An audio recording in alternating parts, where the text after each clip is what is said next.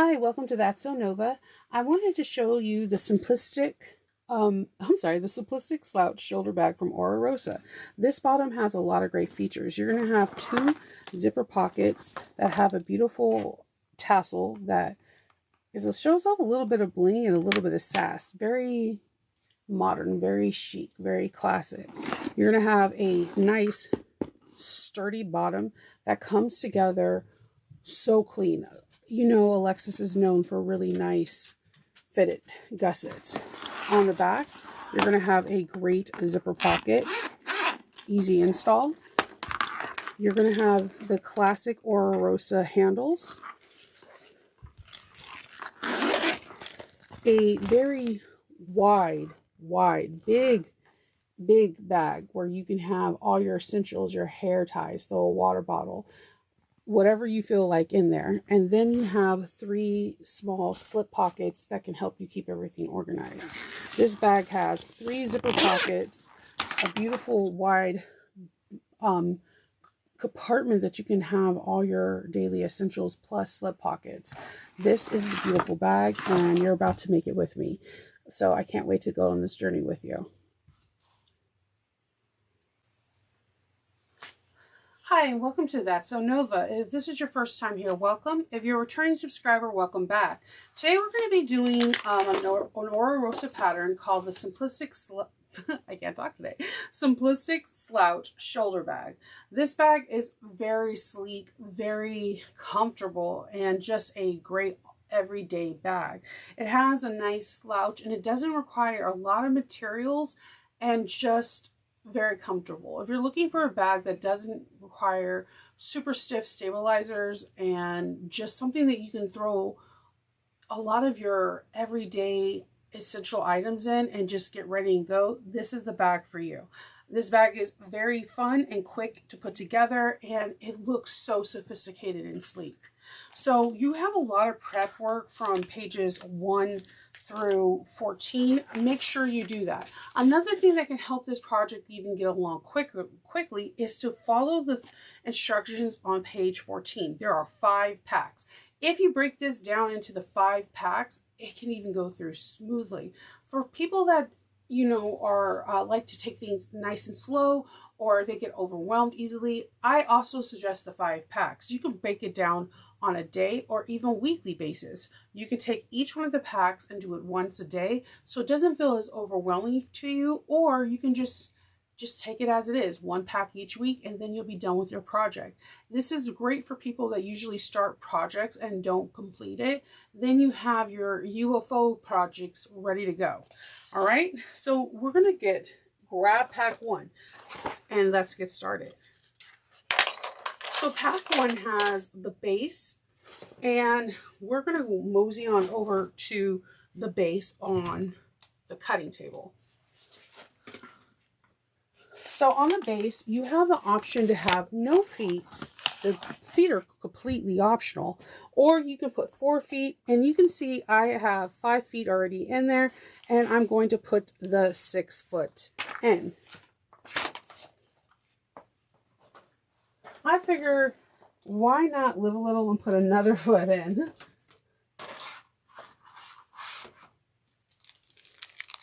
So I'm using prong feet. I'm not a big fan of prong feet, especially now that we have riveted feet, but I'm not a big fan of waist. So if you already have some in your stash, use them. Utilize it so that way you can use them and get over them, and then you can try different feet. I do like the Chicago screw style feet too, where you can screw them in, but prong feet do have the added benefit of, being able to put them in faster. You put your little washers in and you put them in, you screw them in. Now for these, they're very specific measurements. I already had a center mark from when I put the stabilizers in, so I just kept that in. And before I put my stabilizers in, I also find my centers on my side marks so that later on when we're putting this bag together, the exterior, it'll be easier for me to make sure I can find all my center marks. It's easier when it's all floppy. Let's bring this back over real quick. We'll put some electrical tape. Whenever whenever I can find it. Because, you know, I don't want to cut my hand. If not, I'll just put a couple pieces of double-sided tape on it and call it a day.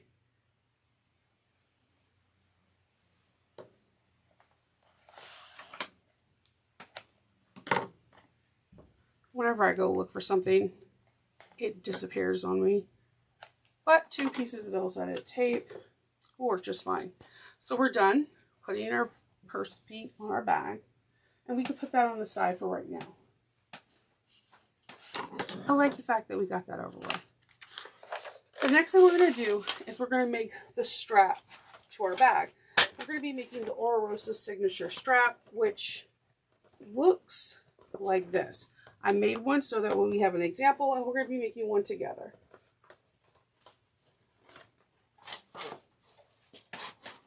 All right. So we have this strap right here, and you need to find your center. You can draw a line, put some double-sided tape right there, and then we're going to remove the double-sided tape. And we're going to put the long ends to meet in the middle, leaving about a 1/8 of an inch or 1/16 of an inch gap. So that way when it folds over, it has like that extra room so it doesn't bulge out. It just needs something so that way you have that extra room.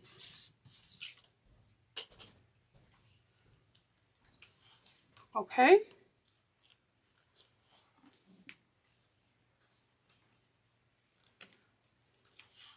All right. Then we're going to fold it over on itself. You can use clips here, but I feel like this is a very small piece where you can hold it down. We're only going to top stitch on the side that we are folding together. So where this part is, we're only going to top stitch, not on both sides, just where we're trying to close it. And we're going to back stitch at the beginning and the end.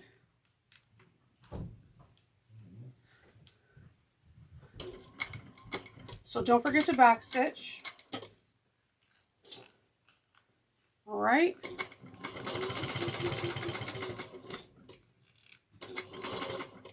Take your time.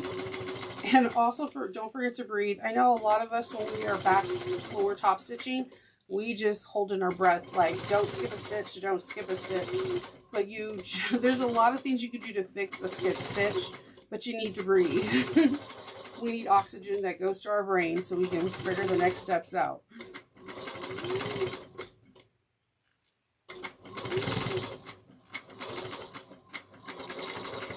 All right.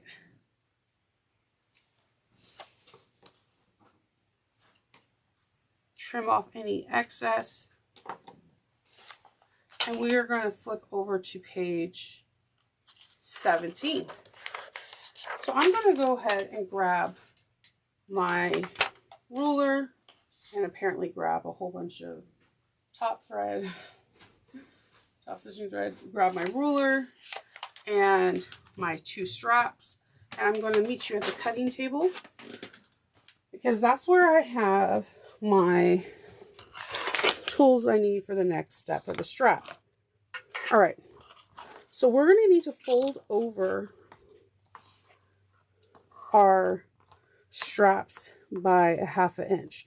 Now also, if you notice here on figure 29 and 28 that the inside of the strap is where the stitch line has to be. So I'm just going to draw, this is easier for me to do this way. I like to draw a 3-inch mark, just a small one, like just a dot. You could do a dot, you don't have to do a whole line.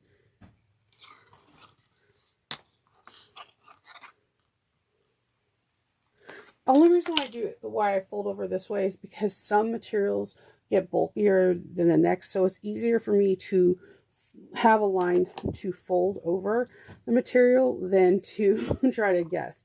So what I'm going to do is I'm going to create my fold, and we're going to have to find a hole to punch through That is 5/8 of an inch down.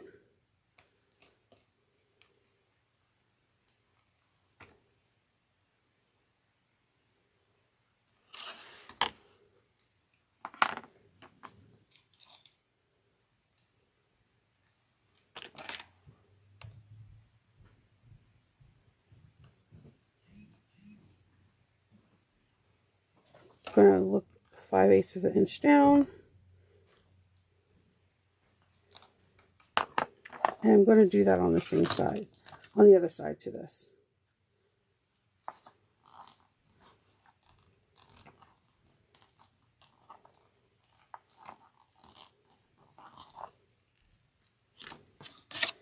Fold this over, measure 5/8 of an inch down, and it gets a little finagly. Just, again, breathe. And just look at them and see if they're about the same size, and they look like it. And then I'm going to punch my hole.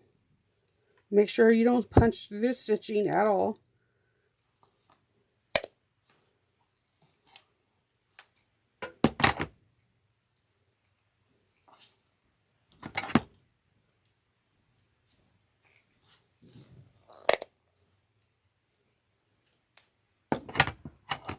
And then I'm going to put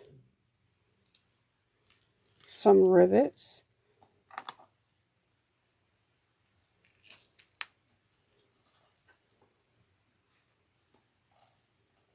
And you can definitely kind of take this and use it as placement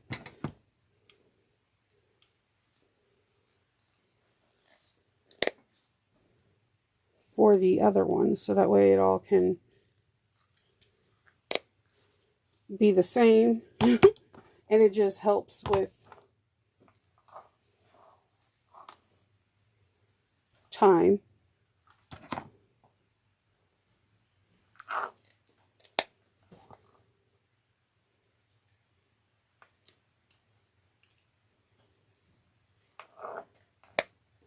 Okay.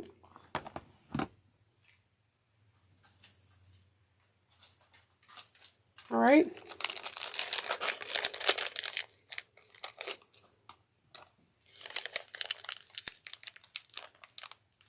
All right. And again, you want the stitching to go towards the inside.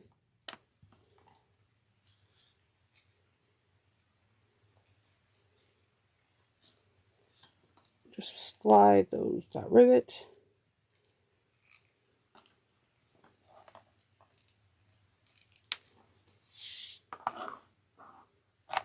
We're sliding our slider on. And these swivel hooks are from Finalizing bag. I absolutely love how classy these are. My rivets are from Finalizing bag.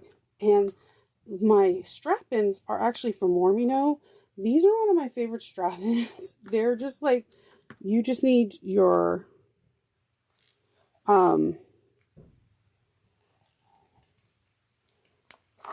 little key fob pliers and you're good to go. So I'm going to set these rivets. I can feel like an audible push down for like, it feels like 2 little pushes. If you're going like further, if you can feel it pushing like 3, or you can kind of feel like it's not setting right, just like look over the situation and make sure that everything's assessed. So these are like little key fobs. You get your little key fob thing that has the plastic.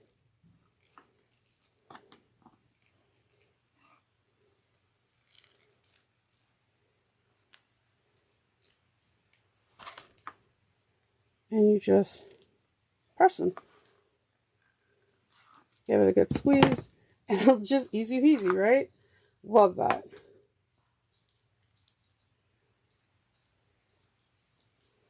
Trying to get the cling wrap off is my personal Achilles.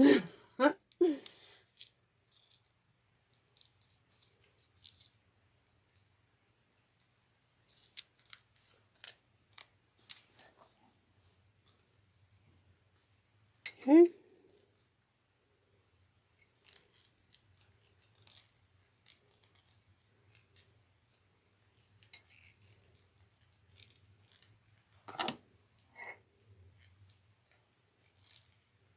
and press gently and evenly.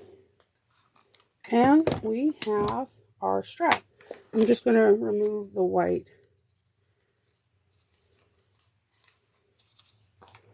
This is just water in a pen, well, in a bottle. I'm moving the white Tandy leather marking pen because I noticed that it can stain if you leave it on too long. So we have our strap. So we're going to leave that to the side, and let's go over and we're going to start the tassel part. Still part of pack 1.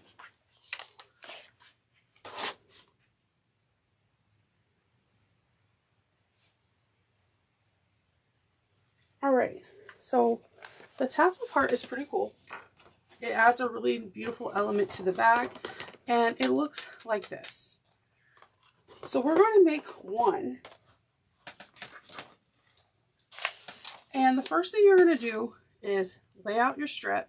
You're going to measure from one end 5/8 of an inch, and then you're going to draw a line. From that line, you're going to then put double-sided tape, and then you're going to fold that to that side that has the double-sided tape to the 5/8 of an inch line, like so.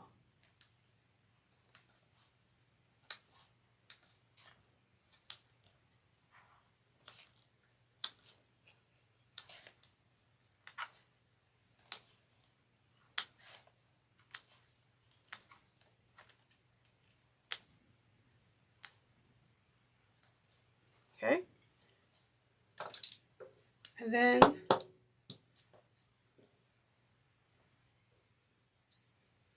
sorry for the squeak. I'm going to press it. I'm going to get some more double-sided tape, and I'm going to get my lighter. We're going to then lightly singe this part, getting all the fuzzies. And you're just kind of roughly singeing this. I would recommend doing this in a well-ventilated area, because if you're doing this with vinyl, it is plastic. So you don't want to inhale those fumes, okay? I'm going to put double-sided tape towards the inside.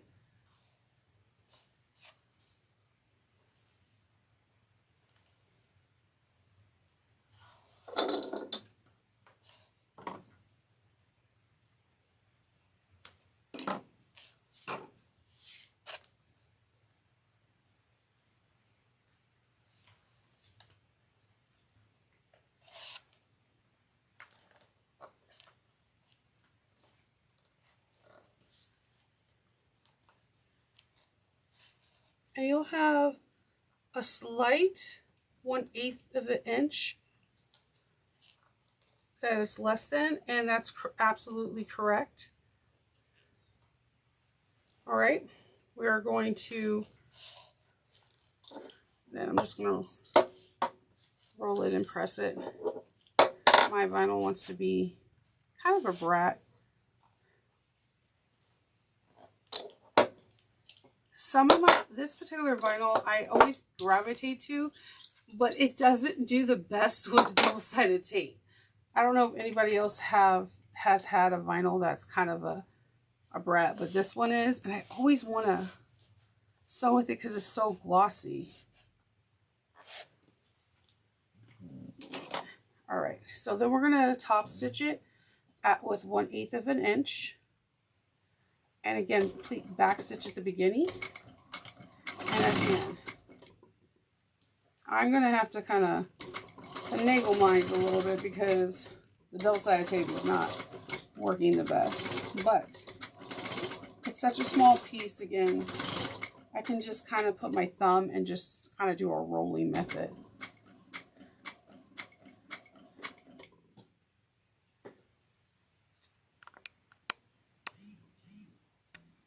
Okay, bumped you up a little bit so you can see hopefully more of the sewing. Sometimes with the vibration of the of the sewing machine.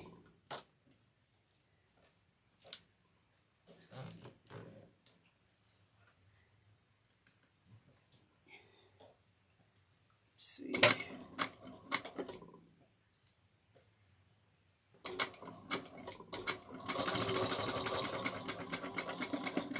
All right.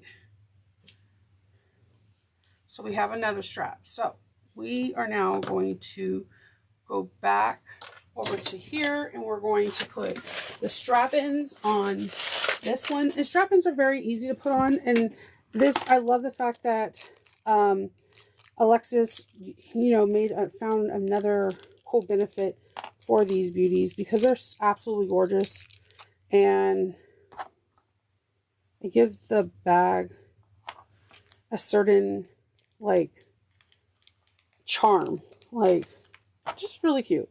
So you could poke a hole in there in where you're about to screw a hole if it makes it easier, but I just screw it in and it usually just locks it in. I don't use any Loctite or anything inside there. Screws generally don't come on loose and they stay on.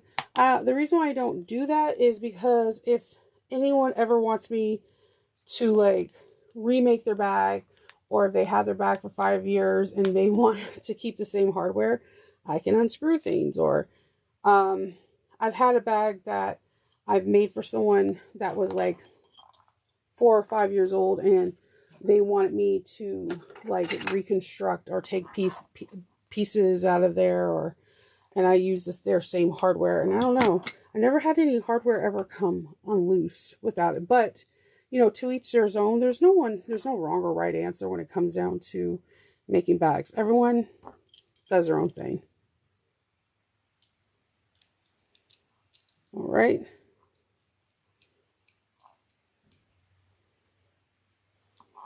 Now we have our 2 tassels. Throw those in the trash. And we're going to start on pack 2.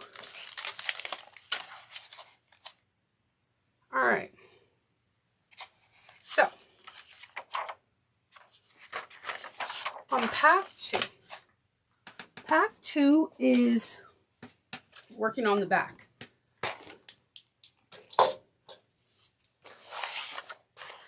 So on the back, you need to get the pattern piece that does not have a cutout.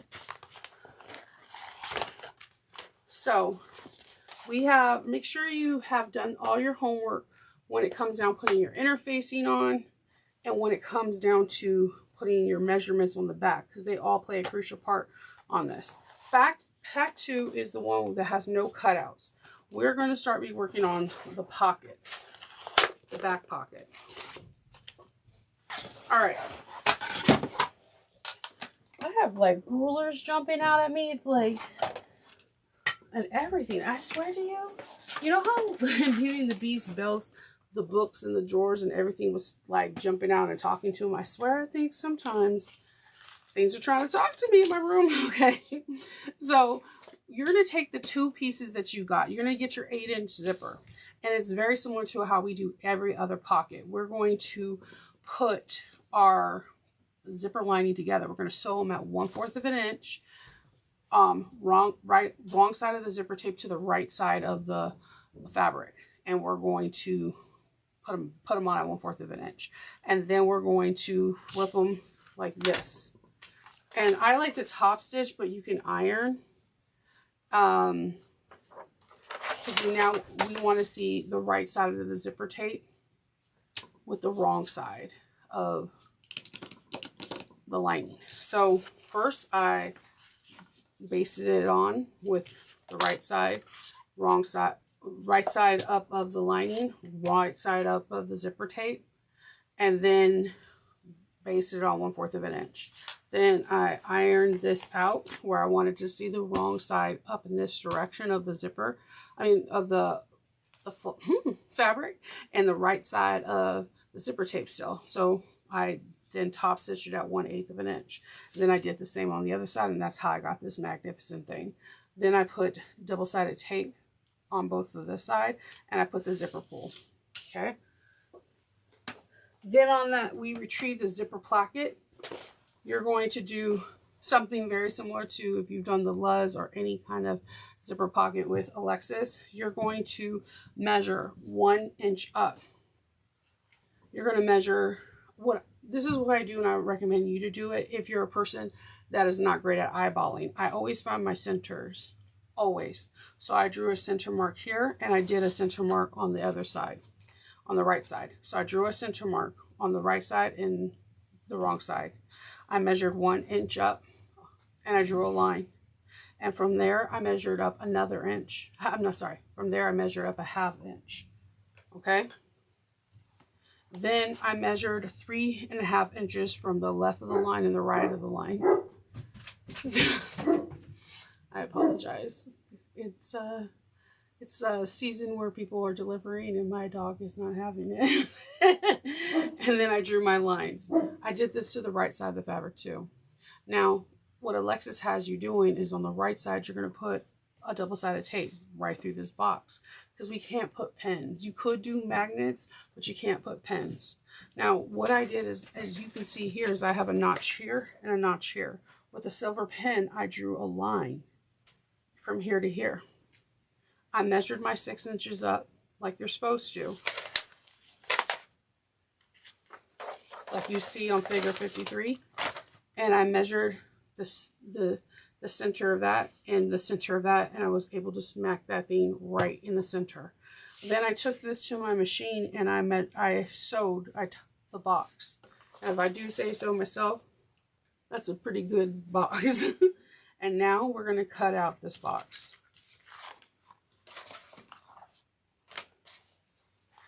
I think this was the best box. Now, one of the things I do, I cannot do the Houdini, which I call the Houdini is when people could do the 2 lines and not do the box.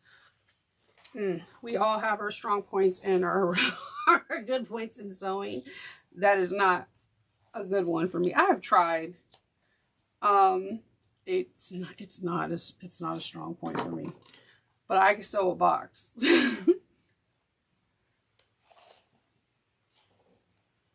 Get as close into the corners as you can without snipping those threads. If you don't want to breathe on this part, I will not judge you. I will be like, I get you. I understand.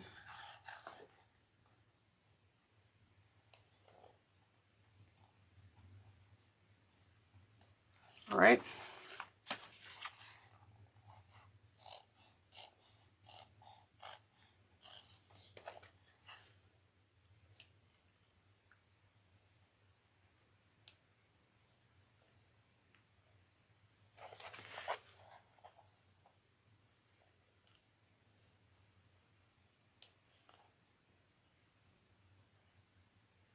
All right, so what she does here next is we're going to get some double-sided tape, and we're going to put this on the back of here.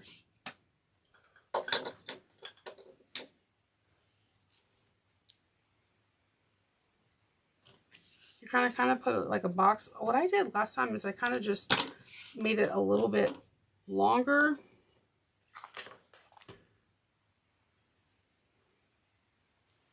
It held down the box pretty well. You're going to leave it about a half, like you're going to do it at a 1/2 inch or 3/4 of an inch away from the line of the box so it doesn't kind of get into your top stitching.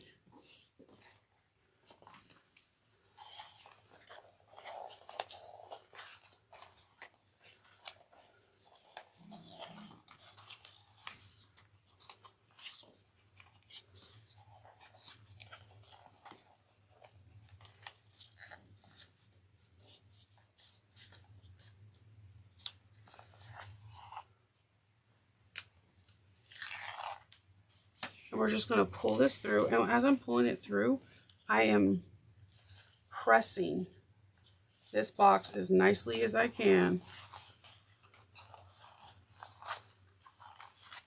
open. Now, if you're doing this with cotton, you're going to be like A1 steak sauce and everything's going to come out great, because I always know that these boxes come out so awesome when you're using cotton. If you're doing waterproof canvas like me, just take your time. Don't rush this process. You want it to look its best.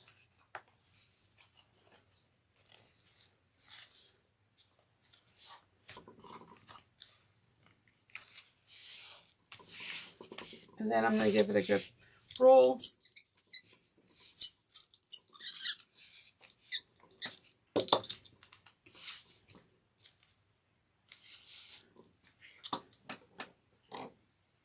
Apparently I did not get this top part really well. I went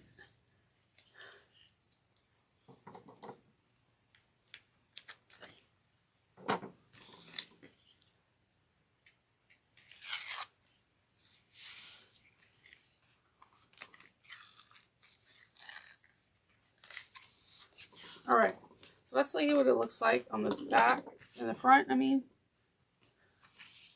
no really puckering. It's a little tight in some areas, but not too bad, not too bad. All right. So then we're going to do this wallet. We're going to tie off our threads to the back. So we're going to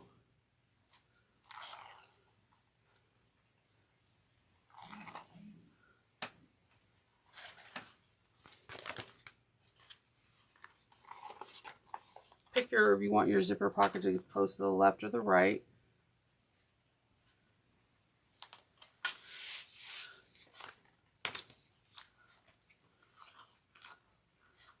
Center this as best as you can.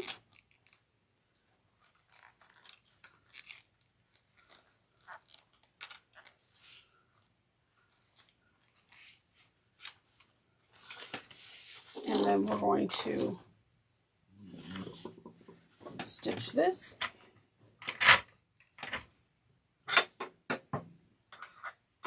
Okay.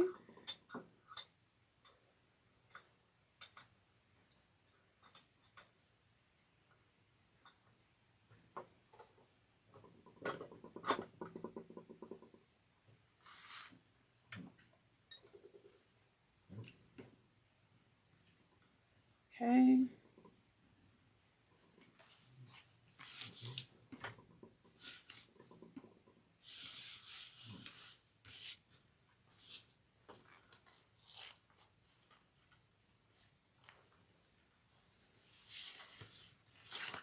I don't know why I always like to start on the bottom row. I have no clue why I do that.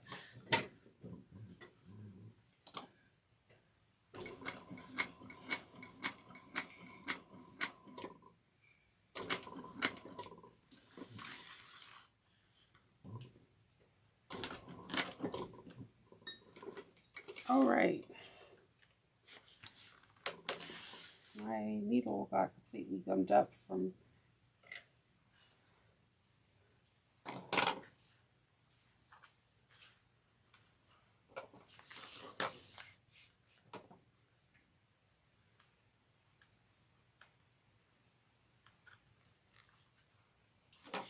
okay.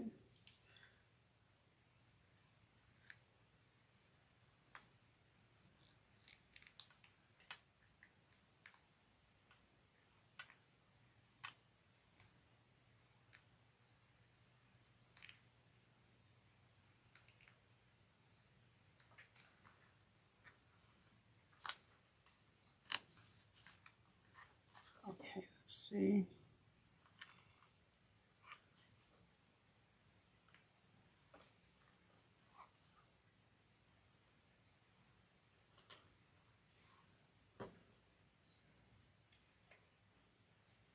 All right, I'm going to try this again and clean my needle. Sorry about this. But this is the realistic part of sewing. Sometimes when we use double-sided tape, it can just gum up your needles, and sometimes you have to use alcohol wipes. Sometimes you have to change your needle. It could be a plethora of different things.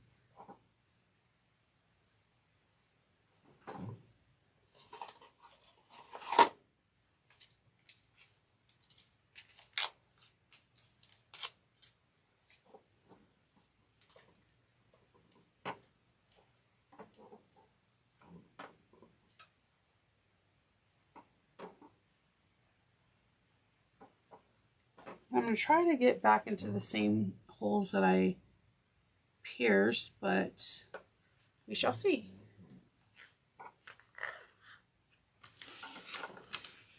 Let's try it again.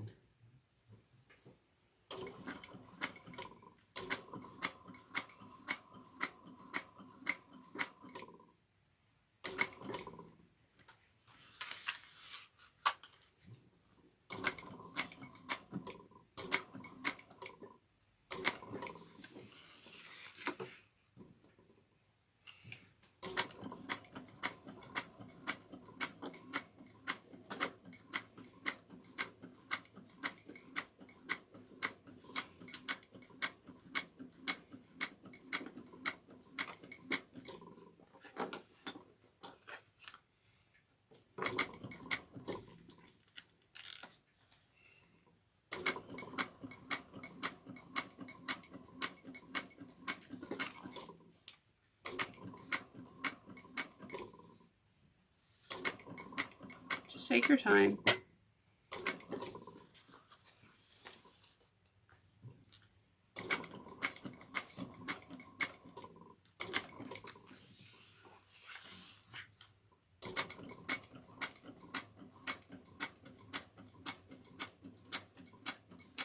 And this is like a really fun area if you want to explore some top stitching with different colors. And oh my god, using like wizardly stitcheries like varied threads. Yeah.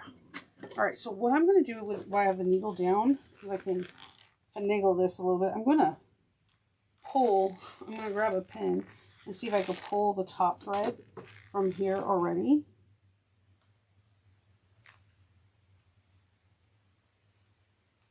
Because I somehow don't have a stiletto by me.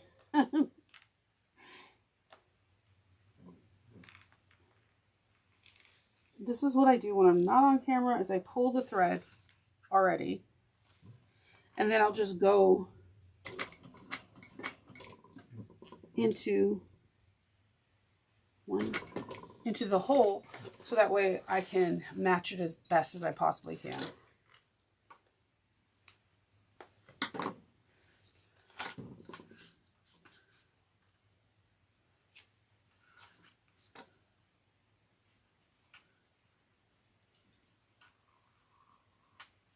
All right, then I'm going to tie these off.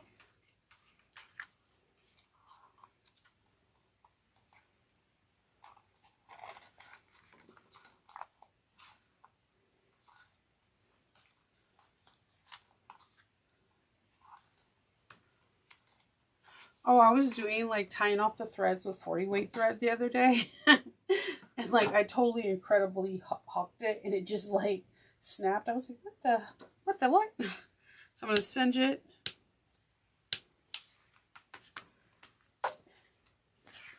All right. And let's look at our work. What? You can't tell. It's pretty good. I'm proud. All right, so we're going to bring this down and we are going to trim it so it's the same. So we're gonna grab a couple of clips so that way it doesn't like move around while we're trimming it. It can happen, so it's better to be safe than sorry.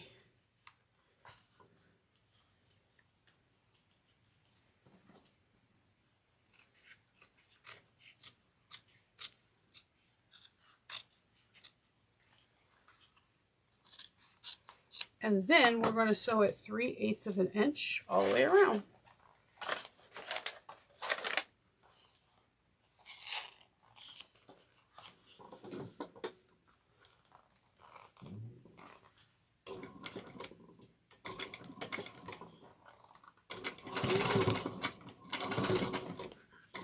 I like to sew over the little triangle cutout a lot. I don't know why. I just do. I think we all have like silly or interesting things that we do while we're sewing that doesn't make sense. So if you do something that is weird, or not weird, that you feel like, you know how like I have friends that wear the same jersey when their baseball team is playing all year, because I feel like if they don't, it's going to jinx the team from not winning. So what do you do in sewing that you feel like if you don't do, maybe you won't have a successful bag? Comment down below. I'm curious. Like, do you have to wear a certain fuzzy sock, or do you have to wear Crocs, or you have to have your lucky pair of scissors? Like, name something that maybe you don't even know that you're doing, but somehow it gets done. So I'm trimmed it down to 1/8 of an inch, and we have our back done. And we are going to be working on pack 3. See how it's coming along. It's coming along. It's coming along. So pack 3 is, we're going to be doing the front. All right. So the front is pretty interesting. How it gets put together is pretty cool. I was not expecting it to come along the way it did. So the pack 3 is the very front. So we're going to be putting together this pocket. I did one so I can explain how it gets done, and then we're going to do one together. So this pocket in the front is how it gets done. When you have it, the zipper goes up, and you have a cool little pocket in the front. But first you have to put on a zippered side pocket, like kind of facing, and then it gets kind of put together. Interesting, because like when I did it, I thought I was going to go one way and it went a completely different. So this is going to be some fun. All right.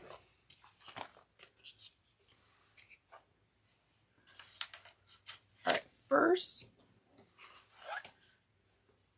we're going to put on a facing. So it is that piece that you had that's like cut out. You're going to line it up. And I like to put a little clip on each side. And we're going to sew this at 3/8 of an inch all the way around. You could do a couple things. If you're really good with using your seam guide, just sew around. If not, then you can do 3-inch markings all the way around, connect it, and then follow the guide. It's whatever is easier on you.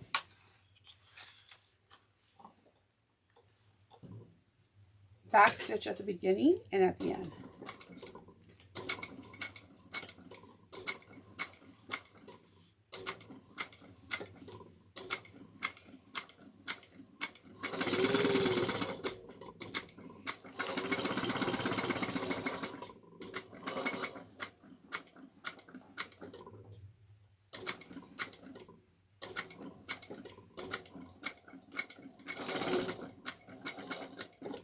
Okay.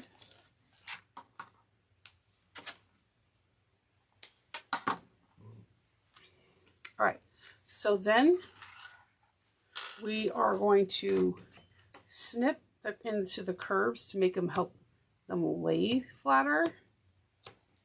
Don't go past the stitches, of course.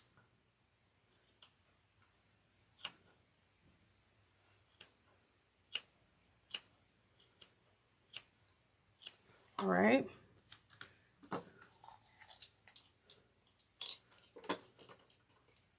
Just going to get this one stitch. I'm afraid it'll make it go straight. I'd rather fix that now.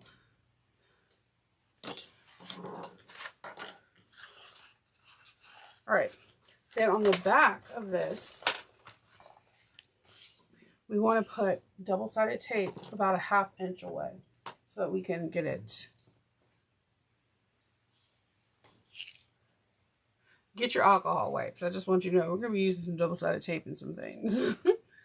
From this point on, double-sided tape will be our friend.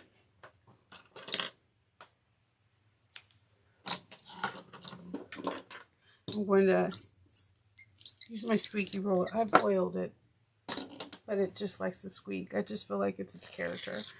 All right, so we're going to mosey on page 26, and we're just going to kind of press this back.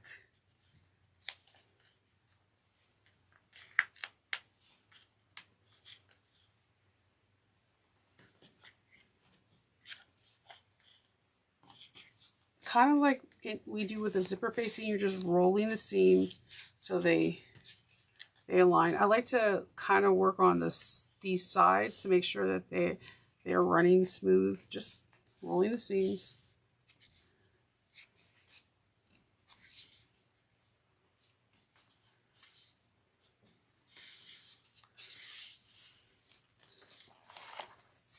And then I'm just going to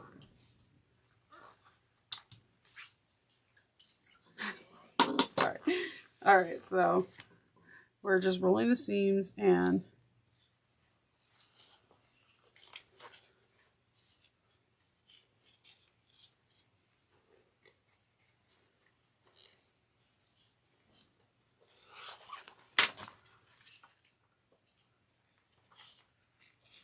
just making sure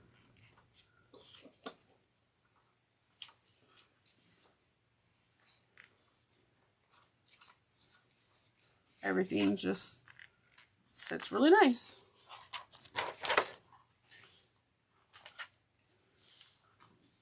All right. All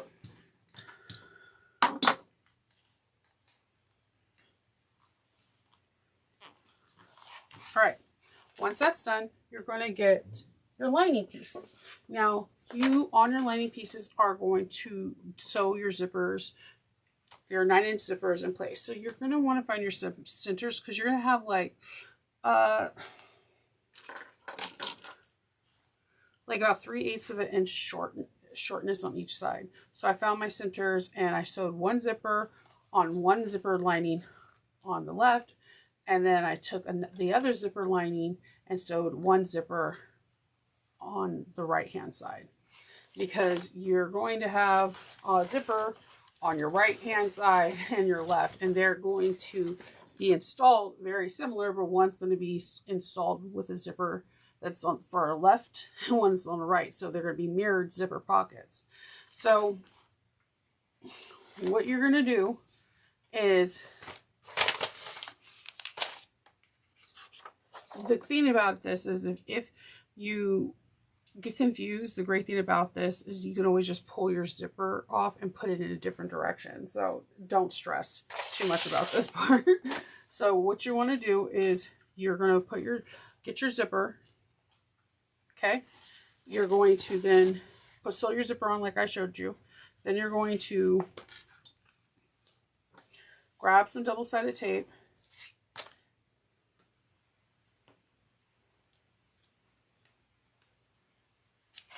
And we're going to put double-sided tape on the wrong side of the lining where the zipper side is.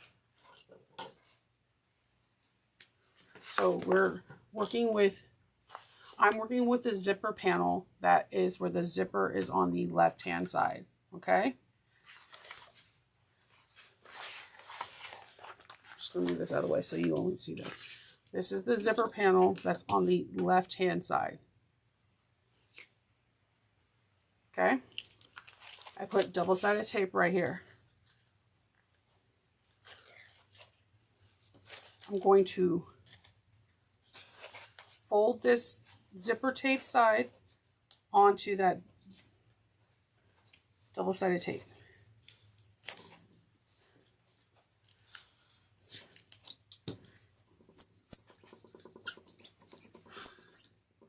I know this must be driving Loki and Roxy nuts. Like, can you please stop doing that, Mom? So what's going to happen is that once you do this, this zipper side is going to get sewn on like this, okay? And it's all going to make sense in like 5 seconds. You're going to have an aha moment. You're going to be like, this makes so much sense. Once this gets sewn on, this zipper pocket then goes right here and your pocket's complete. Do you understand now I'm saying don't fret about the zipper? Because right now, all I have to do is put the zipper going up on this side and it's done. So you have your zipper like this. I'm now going to get my zipper pull. And this is why I said don't fret, because if you had it going on the opposite way, you just need to put the zipper pull in a different direction. So don't stress too much about it, okay?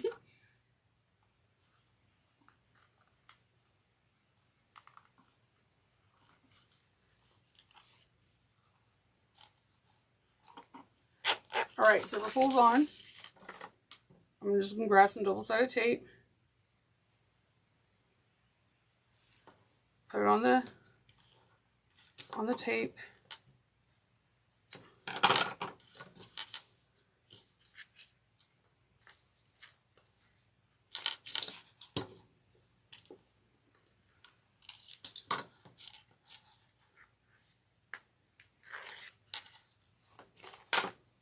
And I'm going to grab my side panel and I'm just going to lay it right here and lay it right here. See?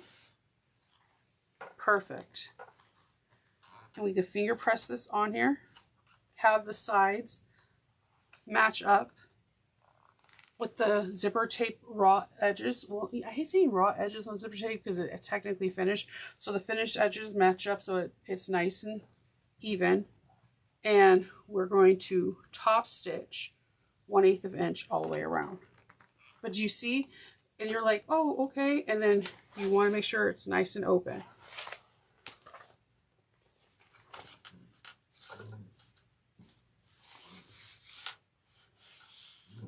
Okay, we're going to back stitch, even if it's just one baby stitch. Breathe, take the corners nice and slow.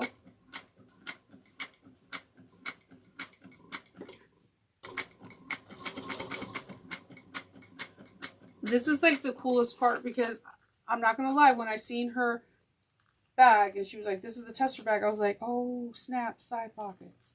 But then when I read the instructions, I was like, oh, Shelly, you're making a bigger deal out of this than what it really is. And trust me, if I can do it, you definitely can do it.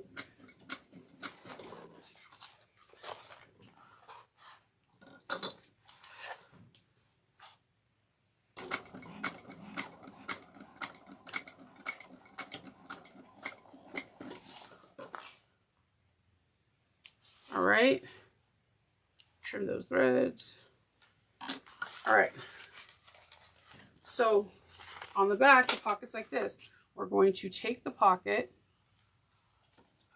and fold it up.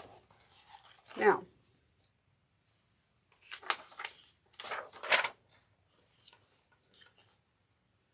let me make sure this is even. So we're going to not sew all the way across. We're going to sew onto the zipper across, because what we're going to do, we're going to need to close off the pocket. So we're going to want to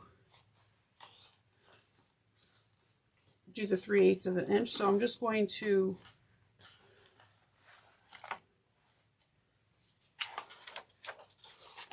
first sew the 3/8 of an inch on both sides. Because the first thing I wanted to do was sew across, and I was like, oh, wait, how do I sew the 3/8 of an inch on the sides? So sides first, then across.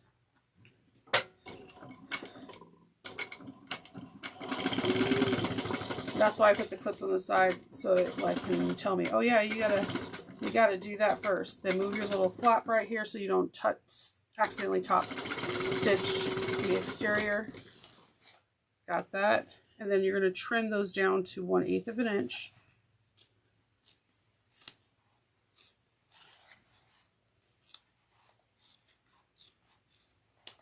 Trim those threads. Okay.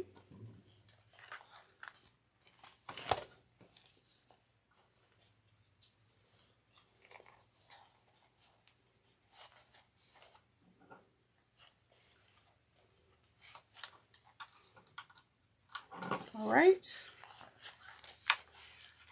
3/8 of an inch here.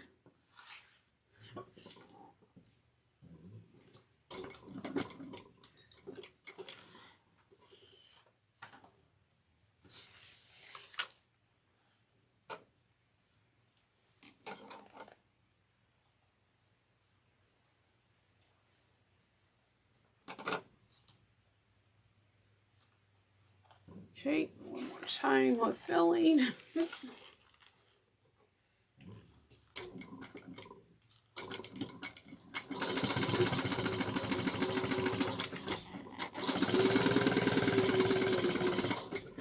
All right.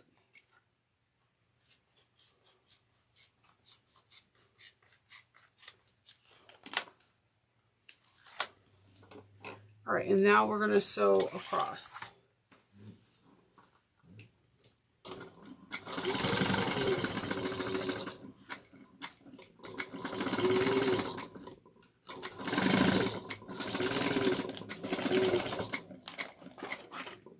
Okay.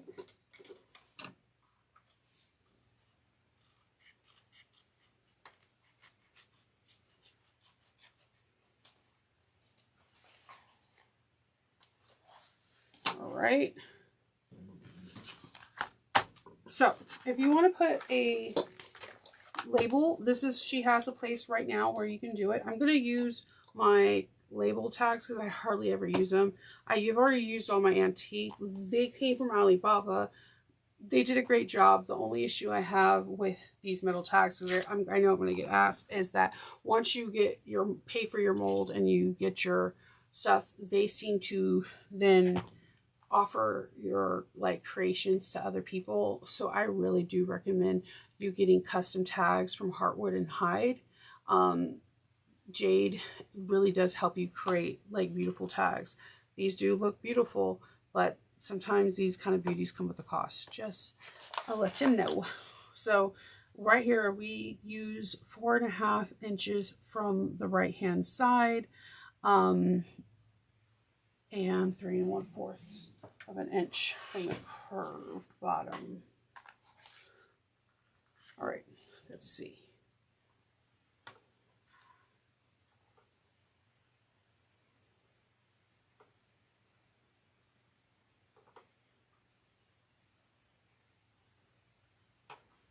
Okay. So I'm just going to mark that.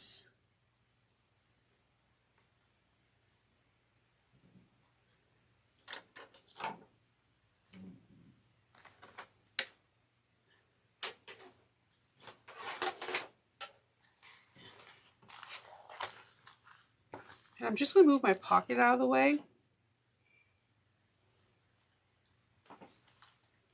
Just pierce my little prongs here. And if you're doing a sew on, you can just move, you will have enough room just to move your pocket out of the way and do it. Or you can do, if you're watching me before you sew, do this part before you do it. This will also be a nice place if you have like a decorative magnet, or if you wanted to do something different. I wanted to do something different. I just did not have the time to make it, but the next one I make, I'm definitely putting something cute here.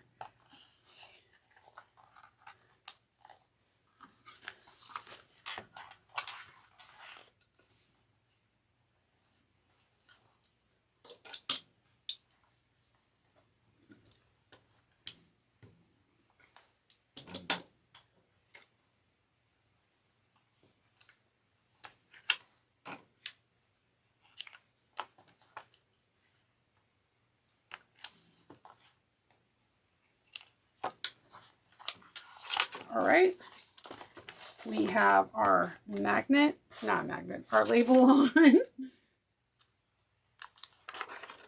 And it's time to put this beauty together.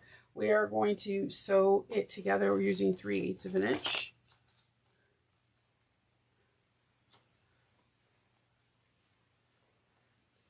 I'm going to put a clip here at the bottom.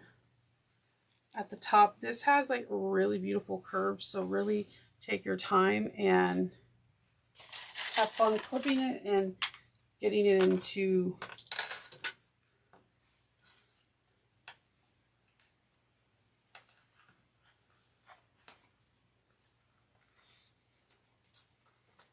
and just be cognizant of your zipper pulls too.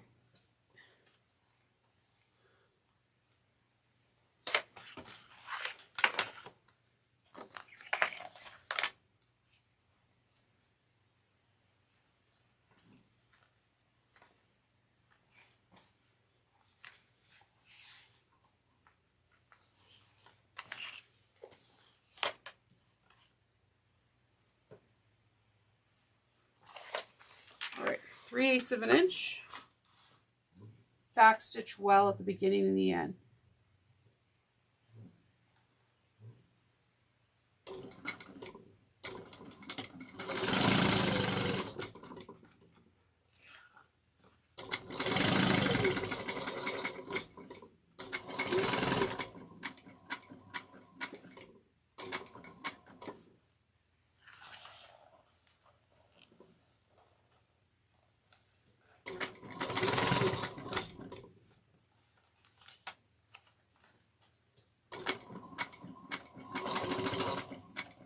And I'm just going to stop, put my needle down, and move my zipper.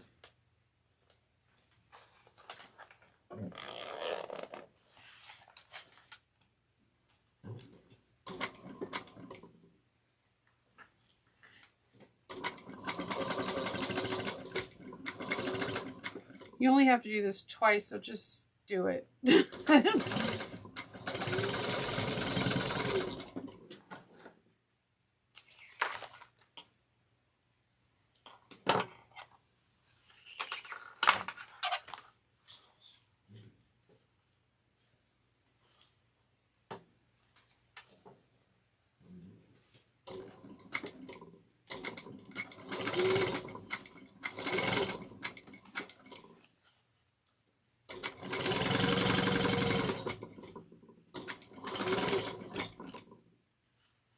I'll move my zipper. My zipper's all the way at the top.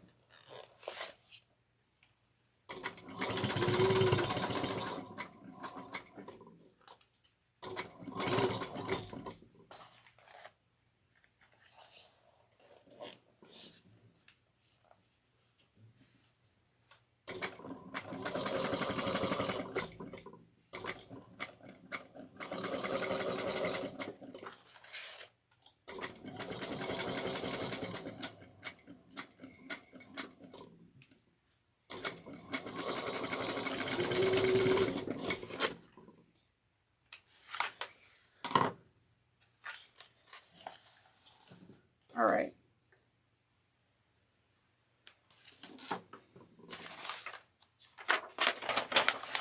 So we're going to sew this. We sewed it. We're going to trim, except we're going to leave 2 inches at the top. And we have to trim carefully around the zipper. So,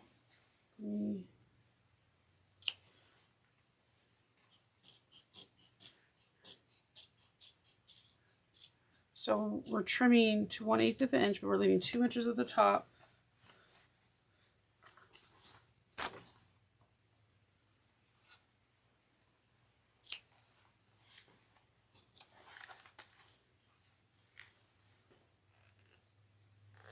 And we're not trimming the zipper, of course, but the other layer.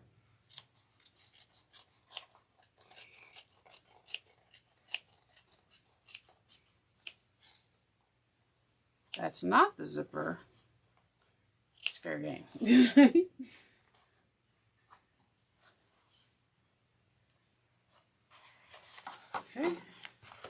Doing that on the other side as well.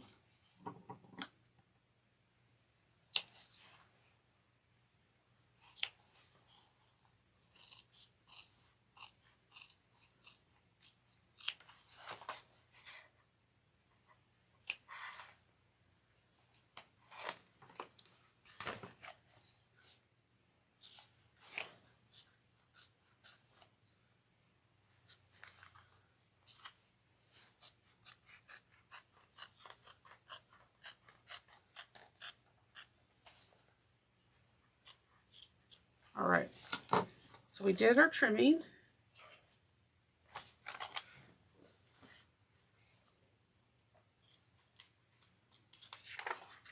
And we're going to do the bottom. So we have our center points and all that. So now you could definitely staple, but if you've been on my channel long enough, you know I'm not a huge person on stapling, so I'm going to clip this really good.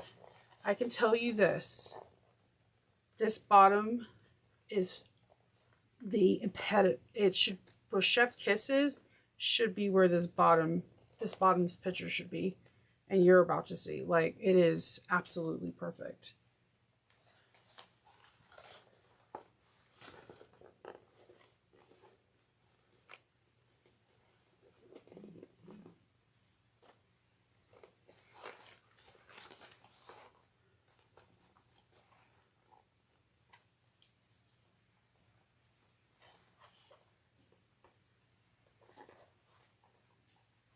So I always find my 4 points, and then I will clip till my heart contents.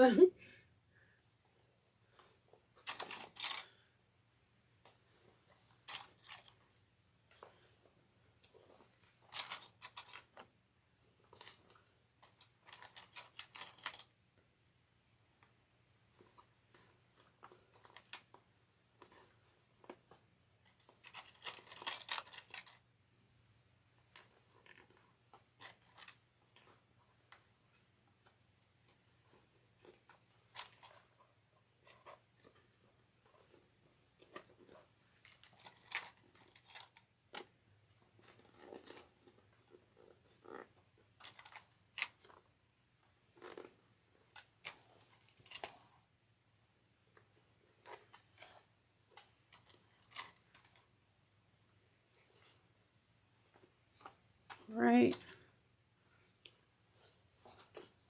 Look at that. It's like coming together so perfect.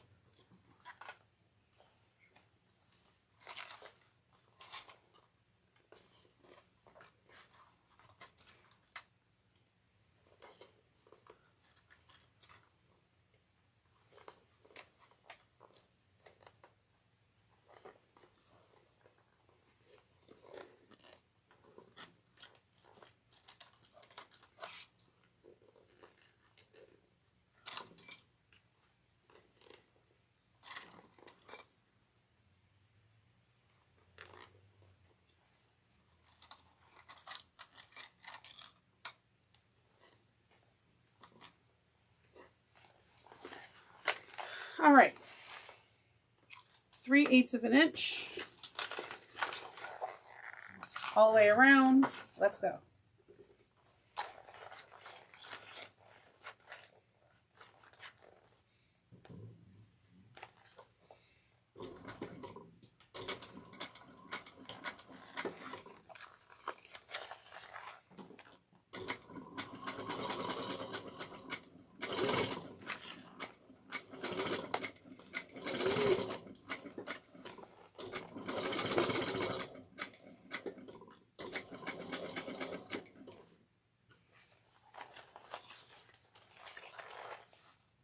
The girl is struggling without a stiletto. I am telling you, people.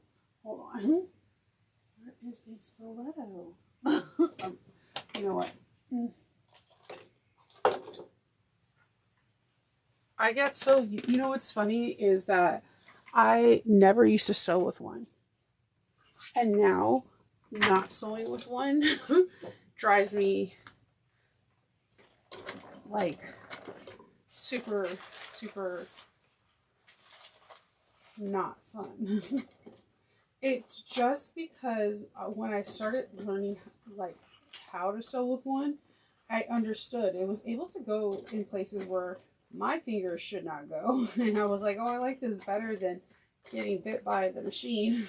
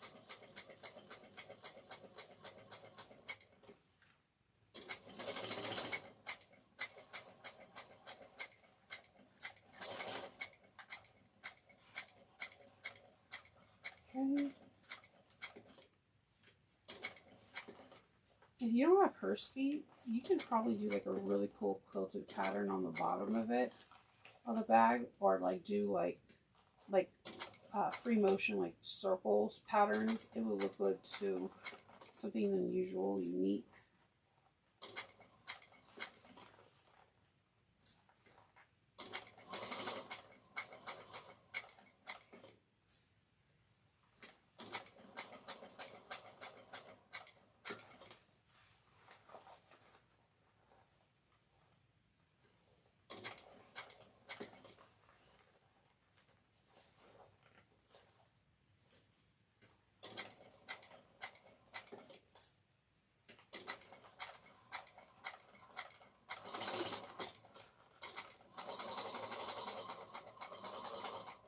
All right, we got this. What? For me, whenever I do Alexis's bags, I don't feel really the need to stop the staple, except she got me on the willow. Okay, I had to do two staples, but I never feel like the need to staple because the pattern fits to perfection. So we're going to trim this down to 1/8 of an inch, and you can use a regular scissors. I'm going to do peeking shears. You don't have to use peeking shears. It's just whenever I have anything that's round or rectangular, or just anything that's not all straight and there's curves, I like to use it. And I like to use it period too, especially to reduce bulk in an area.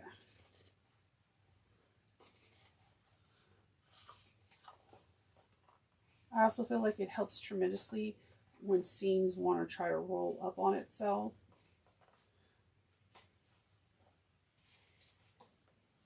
Also, every time it's like this personal game. I'm telling you, I have weird sewing veins. Like, it's like peeling an apple. Have you ever tried to peel an apple or an orange in one felt swoop? Like, it's one pill. I try to do that with pinking shears. Like, can I get it in one pill? Yes. Yes, I can. All right. So we have that. It's a win for me when I can do that. It's weird, but it's my weird thing. Let's see. All right, so we are going to put some double-sided tape, and we're going to start working on this. We're going to put double-sided tape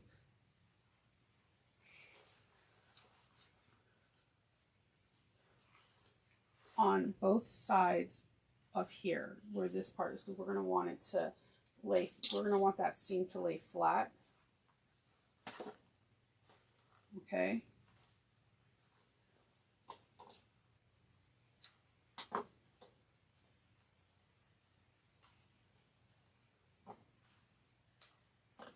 All right. And then we're going to do that on the other side. Just right on to that, to where you have your stabilizer. That stabilizer is very strategic to make sure that everything runs smoothly. All right. Then we're going to put more double-sided tape.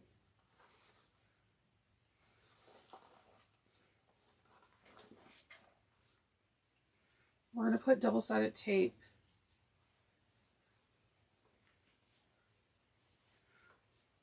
in between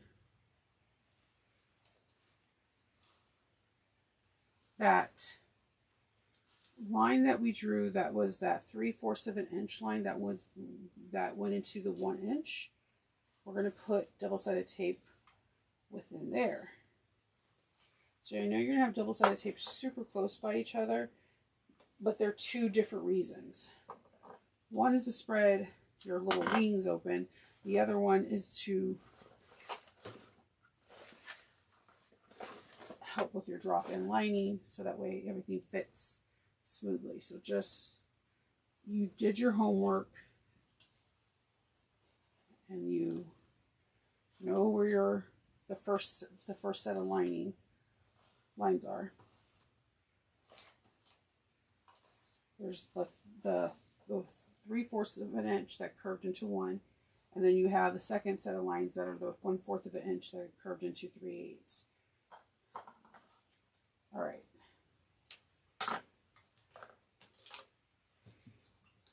So I'm just gonna do this. So for this, we're going to snip into the curves a little bit. We don't want to go past that any of the first set of green lines. We're just trying to make it so that when we do snip, when we do fold in, it folds in nice and neat, and it's not bulky. So just look, I'm just doing little snips so I can ease that curve in. All right, so I'm going to remove, and I'm just going to fold in and put, I'm folding into that second set of lines.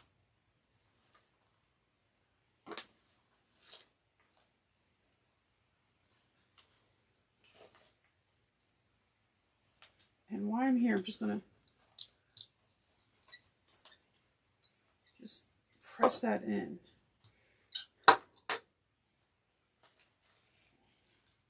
The great thing about this project is when we get to the lining, it's so fast that this tape is not going to really have time to like be like, guess what, I'm going to unravel.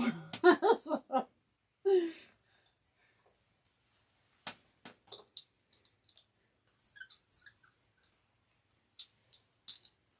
there's no zipper pockets. It's just like one magnificent, well-deserved pocket. So we're going to do the same thing. It just snipping.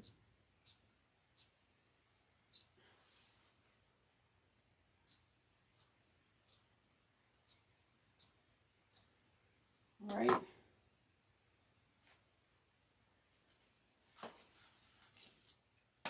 You're just folding that in half onto itself, and then just folding it to that green line. That's that 1 inch green line, and it's really cool because all that homework that you had, like going to 3/4 of an inch and all that stuff, you see where it pays off.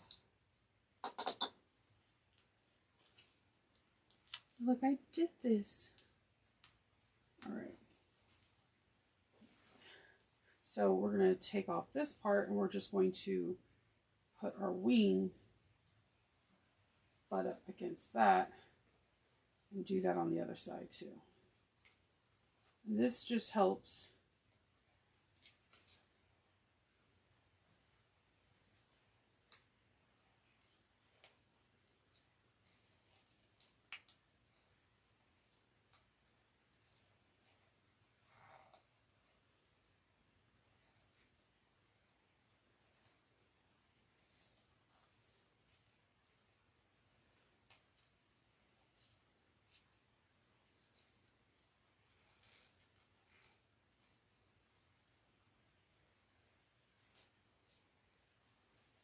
put this to this.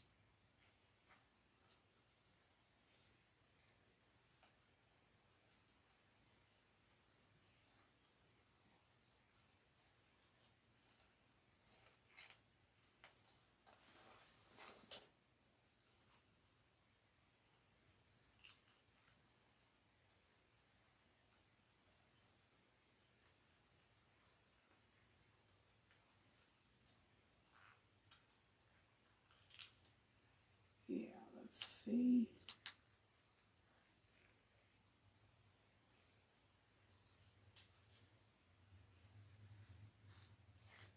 Okay. And when you're done with that, you can just turn this right sides out. You just take it and flip it. You can just admire your beautiful work.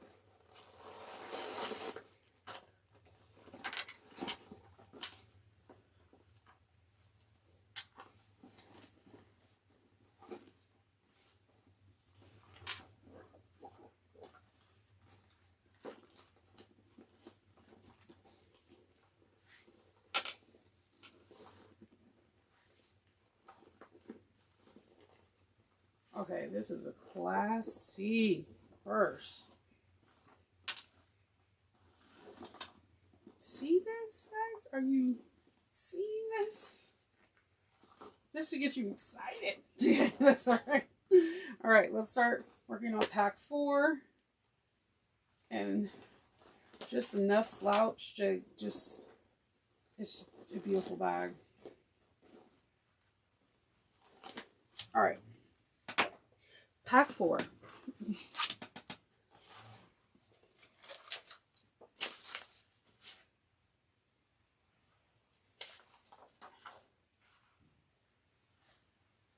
All right.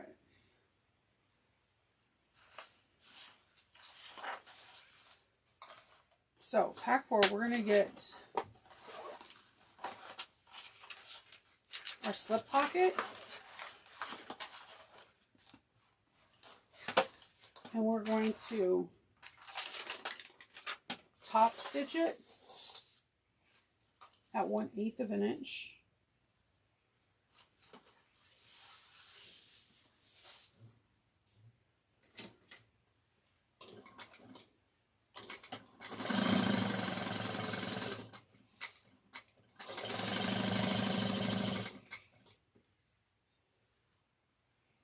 Let's see. Make sure everything's nice and even up.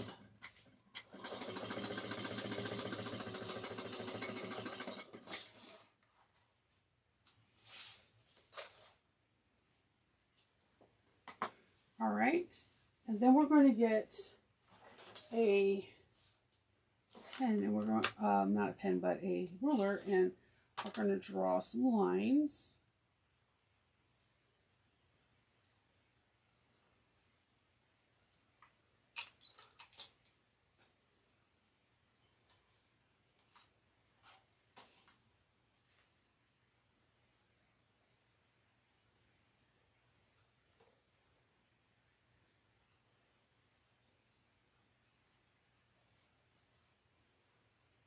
Okay. Draw a line at 5.5. And then from there, we're starting from the left-hand side.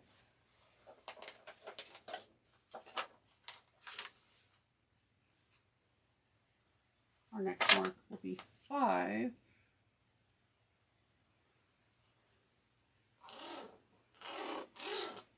And then 2. So it's only 3 lines, which is nice. It's cool because 1, you're doing this really cool pocket. But 2, it keeps things organized and it's not like overly like too much.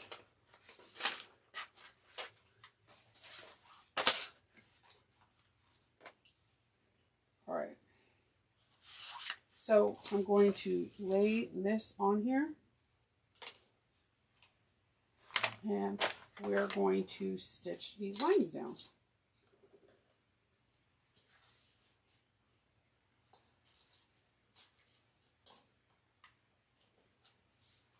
I'm going to clip the sides.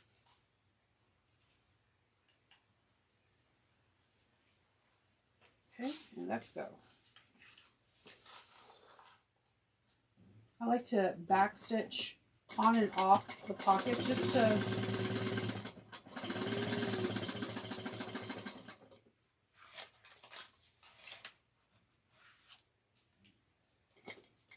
to give it a nice positive reinforcement stitch. Sorry, just a reinforcement stitch.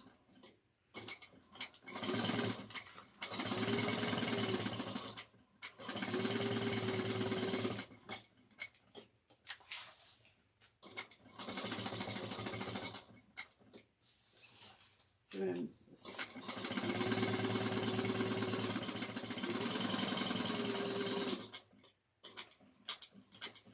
And then I'm going to base this all the way around.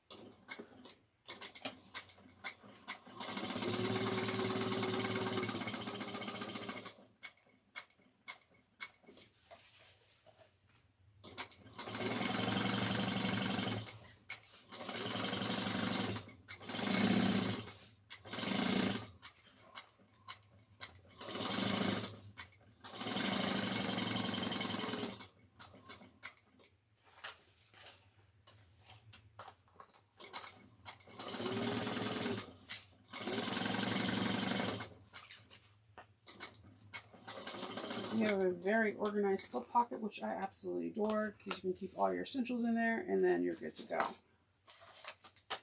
Nothing, because I'm a person that automatically leaves my zipper pockets open, so I never have it like not open. So we're gonna grab this and we're going to get 2 pins. All right, so we're going to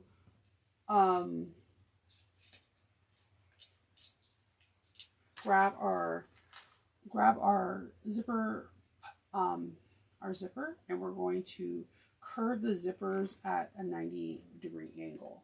So cinch the ends, and what you do is you just fold them back. So you can fold the zipper onto itself at a 90-degree angle, and then take the little triangle that's in the back and just put it towards the wrong side, and then you pin it. You do that again. You fold this part like this, and you see how you have a triangle? Fold it down and back. Now you can take it over to your machine and sew it. You can hand stitch it. I'm going to try, Alexis has a way where she singes it, and I'm going to do that.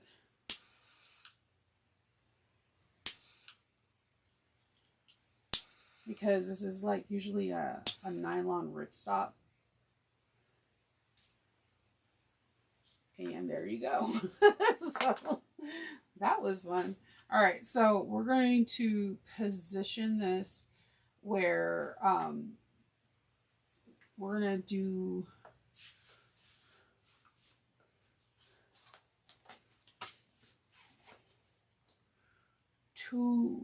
two and a half inches from the top and 3.5 inches from the bottom.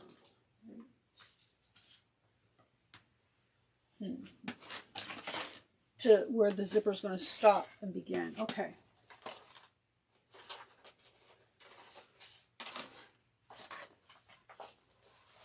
Drawing a mark.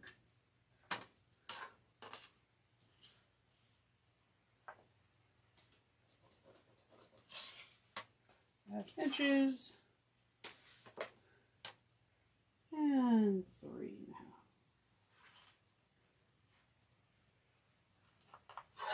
So we're going to separate these.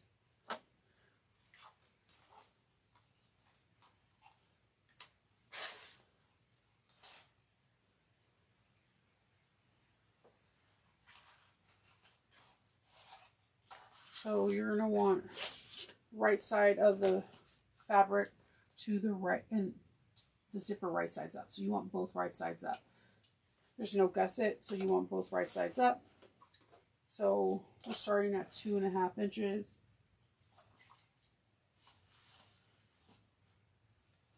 And I'm just going to base this in place right now using 1/8 of an inch.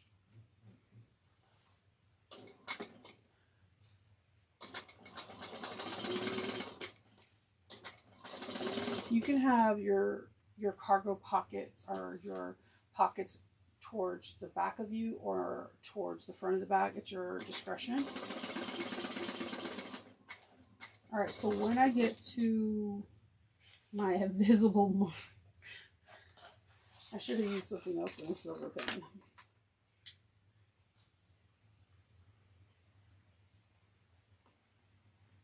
Use this green pen and just do it with 1/4 of an inch. When I get to this, I'm going to angle it down so it doesn't get caught. So that it can be free, so that way we could put a zipper in on it. And then what we're going to do from there is we're going to do this other side.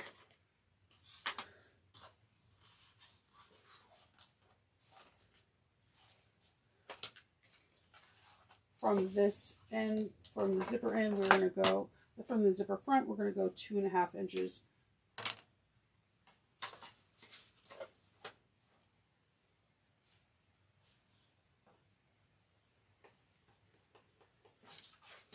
And we're going to have a 3.5 inches.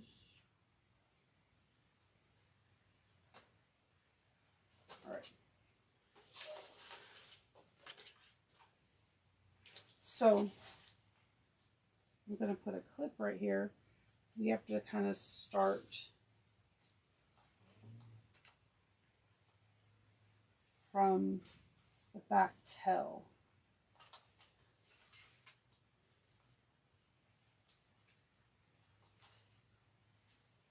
So we're going to kind of start at that angle. Or we're like kind of angling it away where it's not fully in the seam.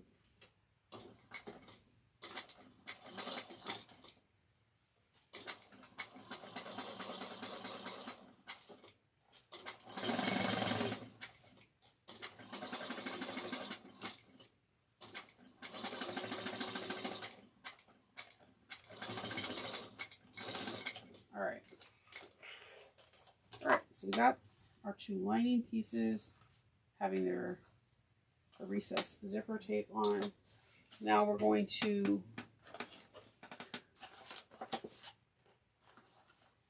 get pattern piece E, the top trim. We're going to put these on. We're going to sew this at a 3/8 of an inch seam allowance.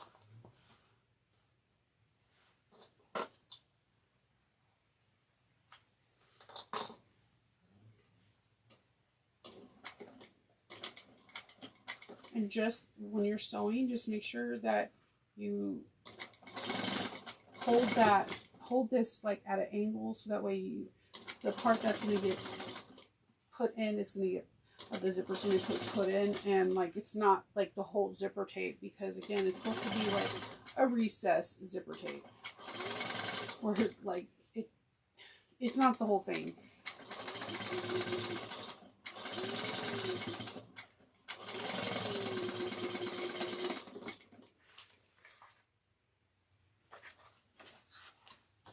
Similar to figure 134 on page 37.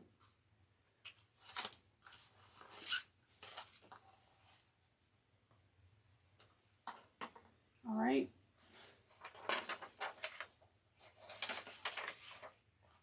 And when we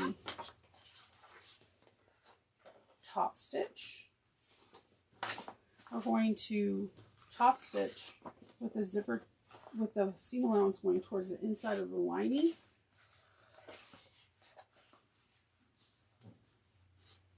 And top stitch on the lining.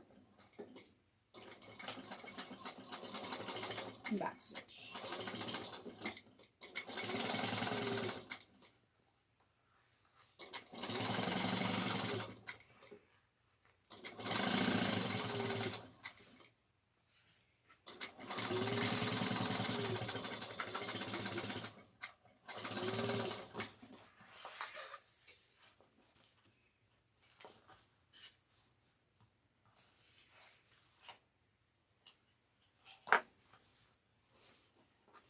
That's one side of the lining done.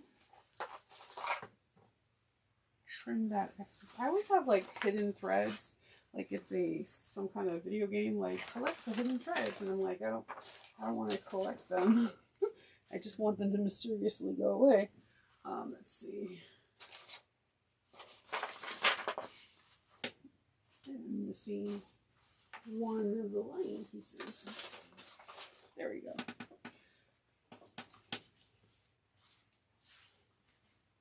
Three-eighths of an inch again.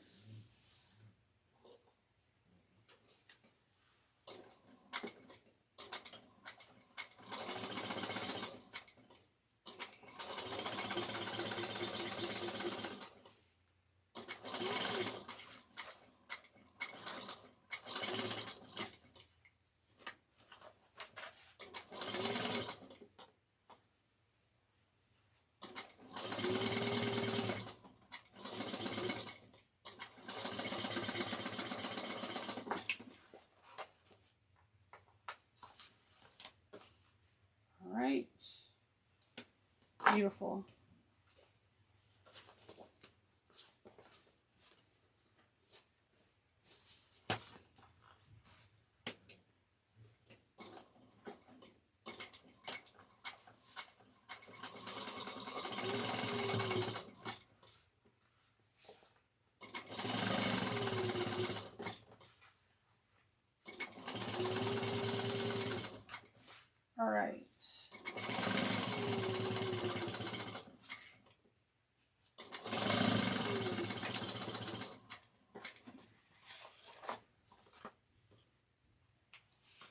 so we are going to do a little trimming at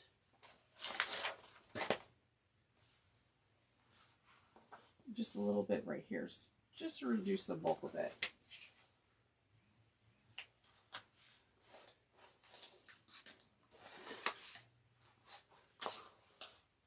Now, step 3 and 4 of what we did on the main panels, where we have the 1/4 of an inch going into 3/8 of a line and 3/4 of an inch going to a 1 inch line. What we did on the prep work, you now have to do on the prep work on here.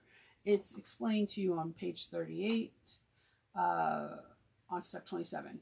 So if you did that, it's basically everything that we just did for this part. We're going to be doing that for here. So, except it doesn't have any stabilizer part. So, we're going to put some double-sided tape once you completed that part onto that second part. So, you know what we just did. This is like the 1/4 of an inch that merges into the 3/8 of an inch. So, just go back to page, let me give you guys an exact page.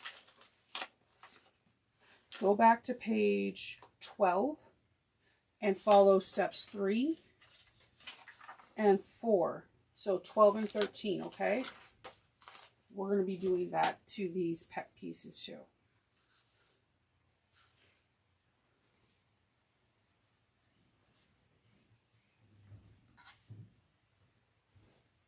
Someone tell me. I don't know who's on. Let's see if they interrupt me. So, there goes Loki's ears. We're going to just put the double-sided tape within those parameters. And then I like to seam roll just to make sure that it's good. And then we're going to snip within those marks. Just don't go past that mark.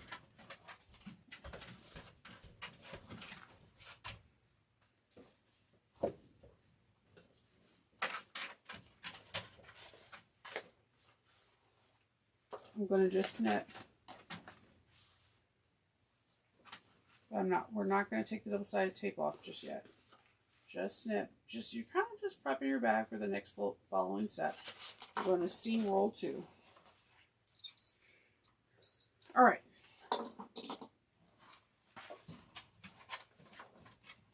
We're going to now put these two pieces together. Okay, so I try to line these lining parts up so hard. I feel like this is like the most important part. I know maybe this is where I should staple.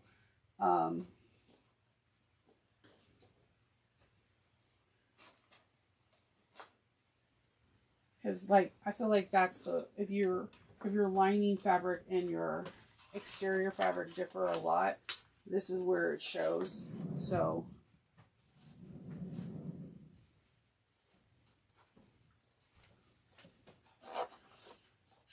you could try maybe that if you're anti-staple like me, this is probably where you should staple or use the strongest clip you have in your arsenal. Okay, so 3/8 of an inch. Back stitch really well at the beginning and the end.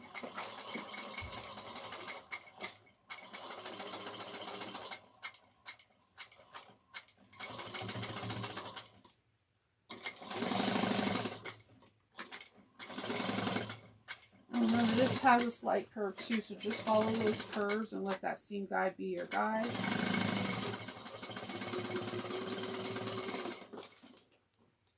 All right.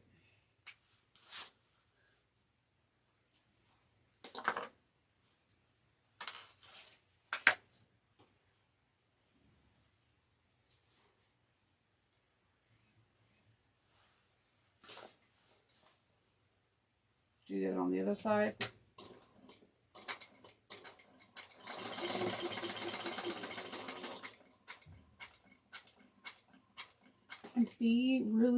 pay attention to your zipper tape.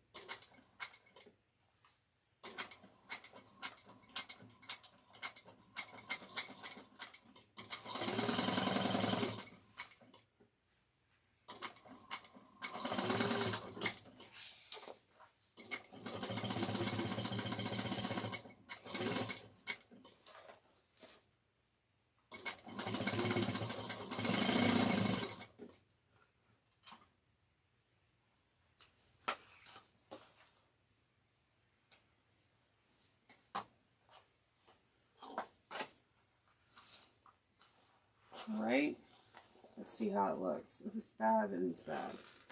Okay, no, it's not too bad. It's still like 1/16 of an inch off there. Same. I'm telling you, I don't know what it is about those parts. It gets me every time. All right, so before I trim the side panels, I'm going to put them together and find my centers on my main panels. Just a little snippety snip.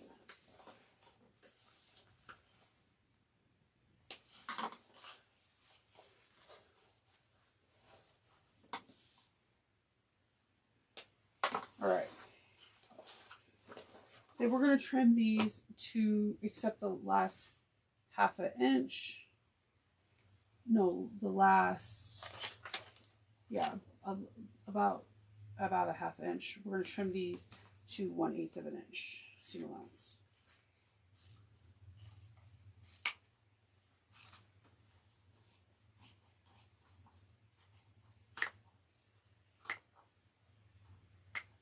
All right.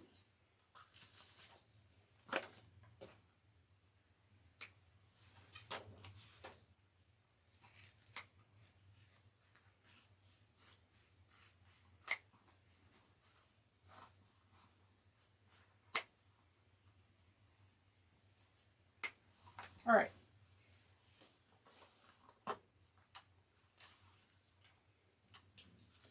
You got that? All right.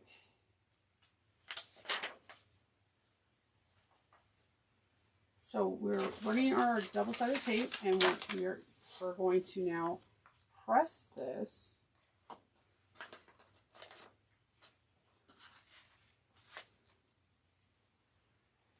like we did the other one. We're going to need to put double-sided tape on either sides of this, our little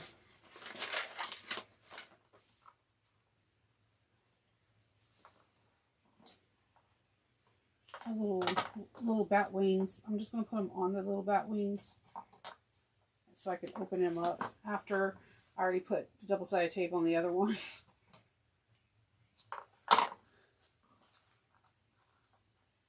I promise you guys we're almost done with the double-sided tape. Almost. Okay, I know almost sometimes doesn't count, but we're almost, I promise.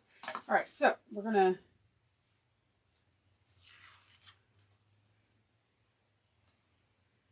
we're just going to go to that green line.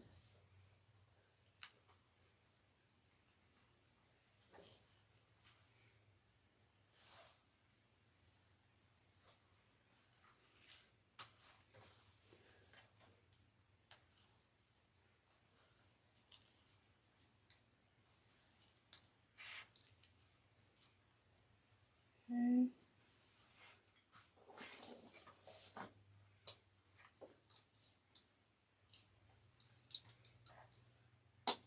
Okay, then I'm going to open one bat wing. And then the second one on this side.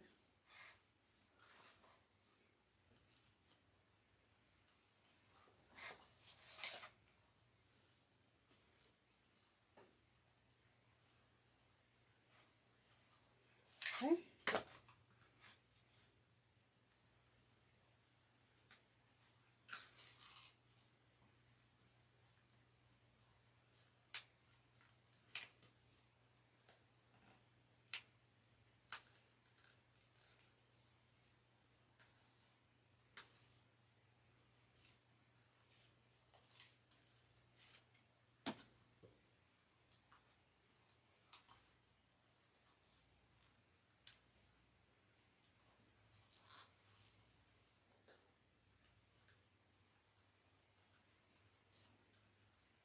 Okay, other side.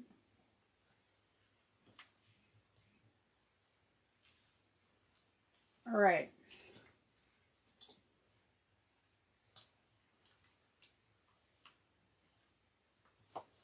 All right, now we're going to do our lining bottom.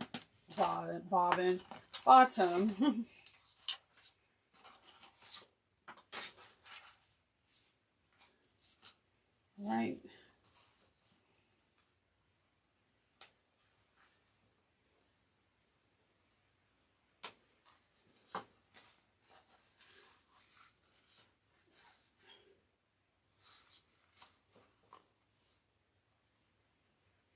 Find my centers.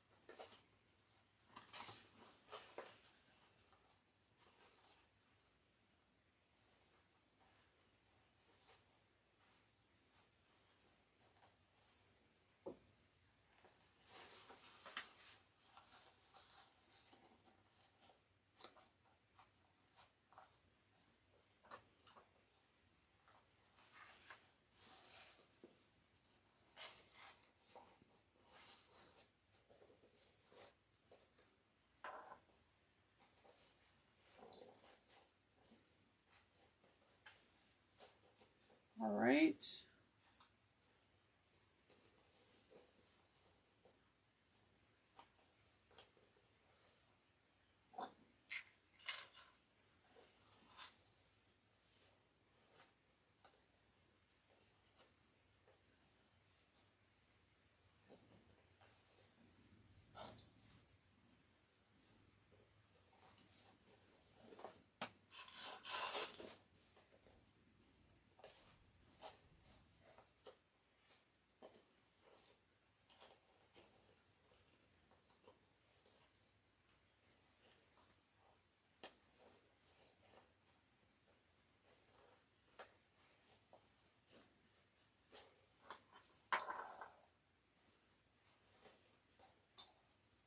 All right.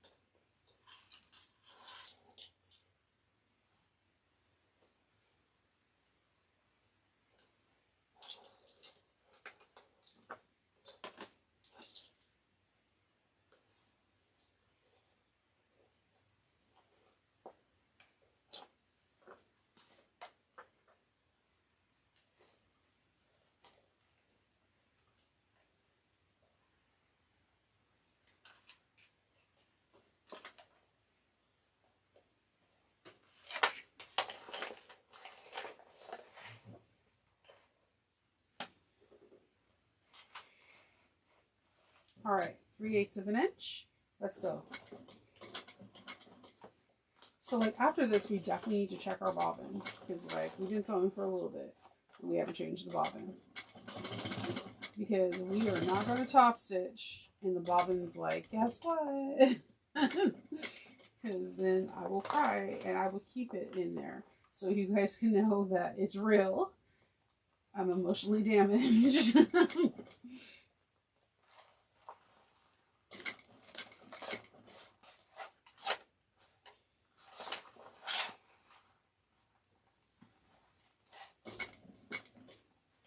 I'm shuffling these around to get this waterproof canvas to just be a little bit pliable with me. It's a little bit thicker on one side than the other, which is normal. So you just have to just maneuver it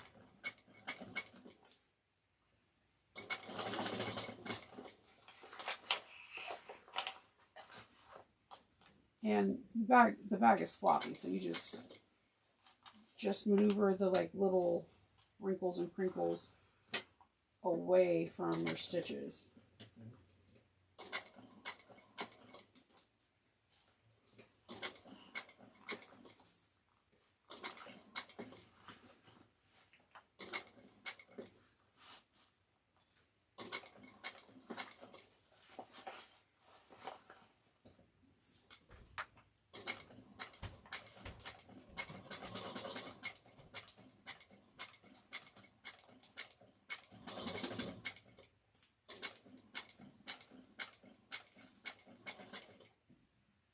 All right.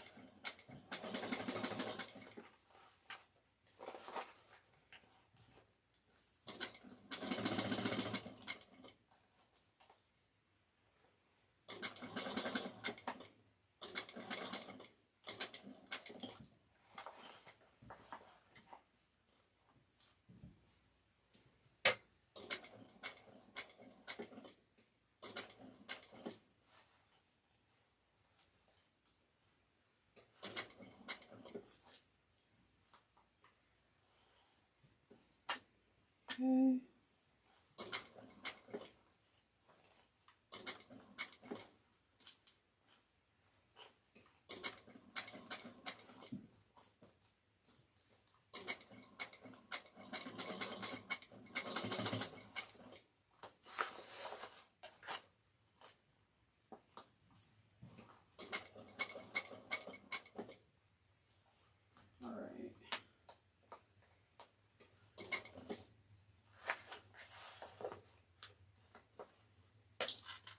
All right. All right.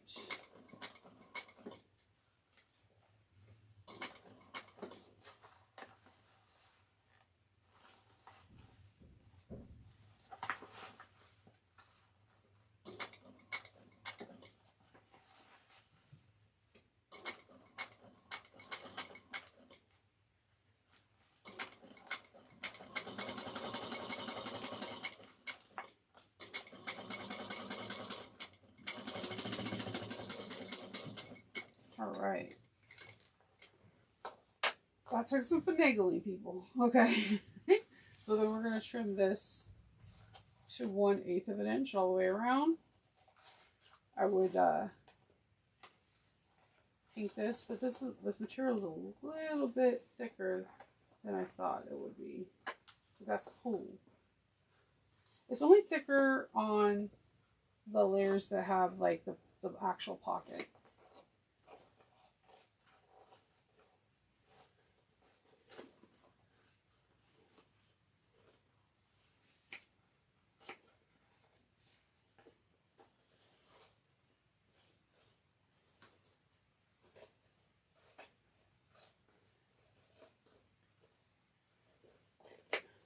All right.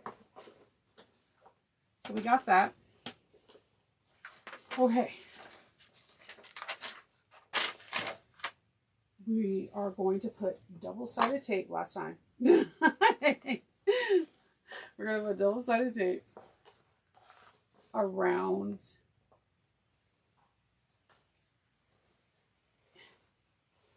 each area, like so.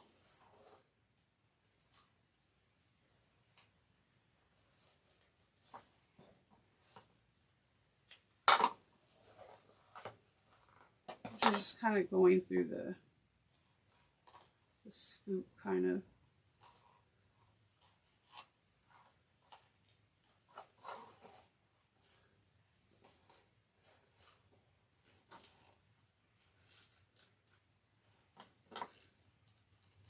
All right. So we're going to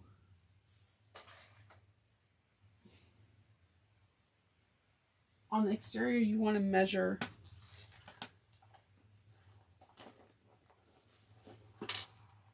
2 inches.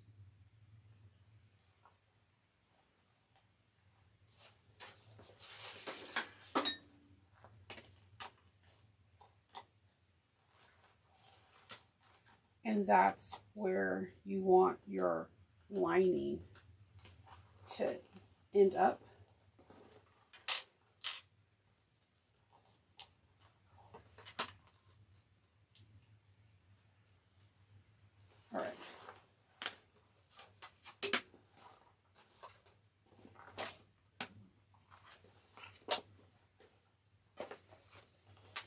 I'm just going to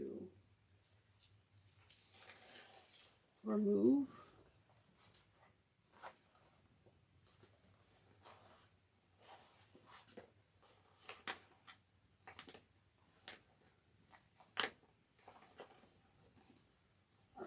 I'm going to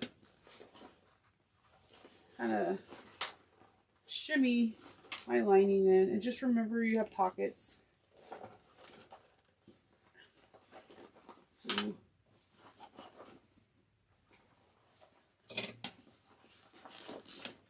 I removed the front, and I'm going to line up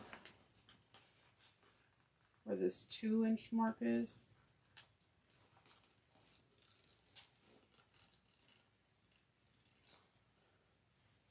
And kind of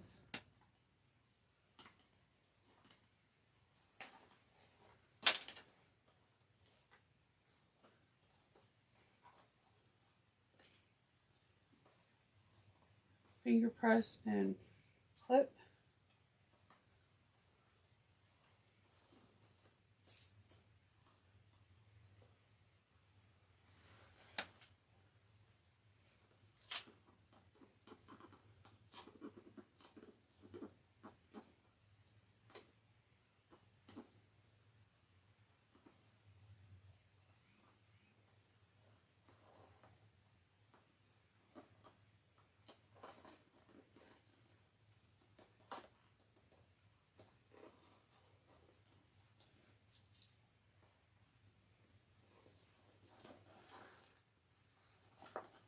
And then I'm going to do the same thing. I'm going to line up where the 2-inch mark is, and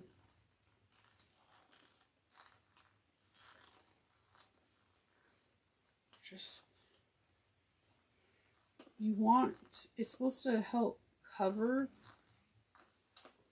if for some odd reason you did not get this covered up as much as possible, readjust your double-sided tape. That's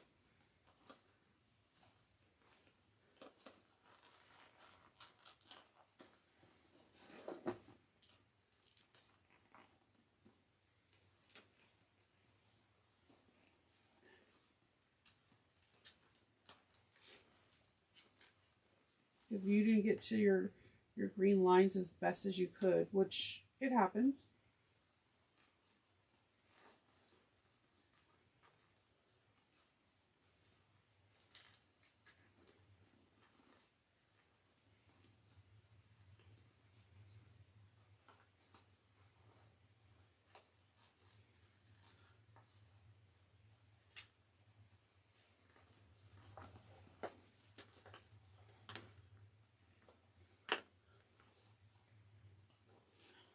Let's see if this will work a little bit better on this side.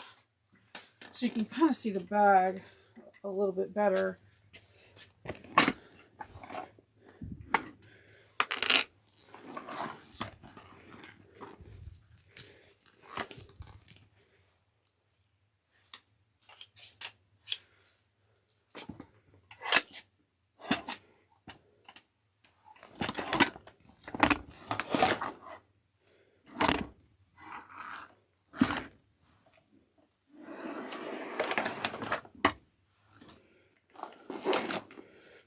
So you're supposed to get to your 2-inch side, but if for whatever the reason may be, you did not roll this in the correct amount, you might have to take your double-sided tape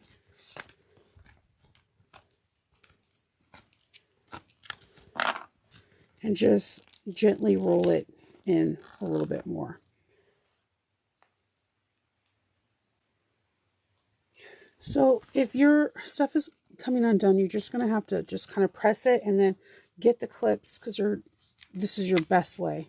So you're going to line this up with your 2-inch line. And you're just going to kind of start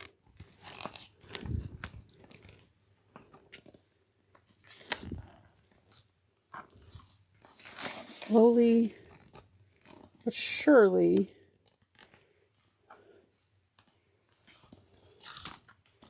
sticking and clipping.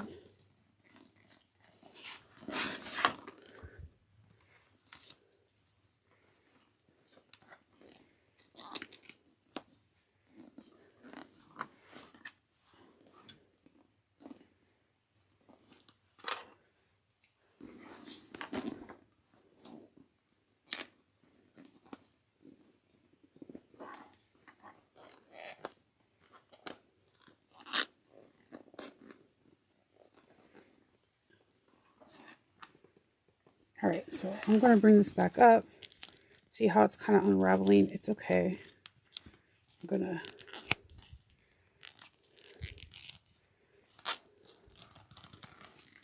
get this to that 2-inch mark and clip. I want to line this up as best as I can. So I'm going to look at it from different angles. I want this to be flush.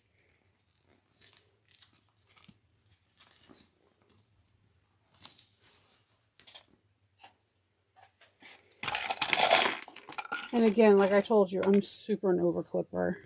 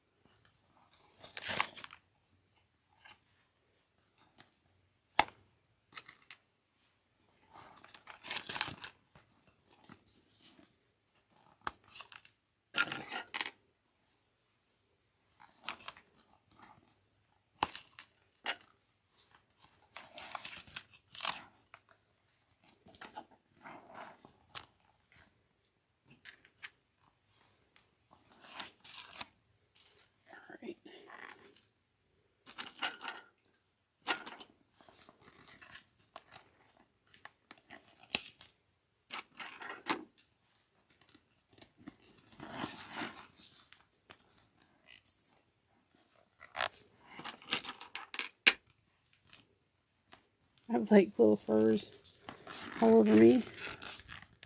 And this is lining up with this.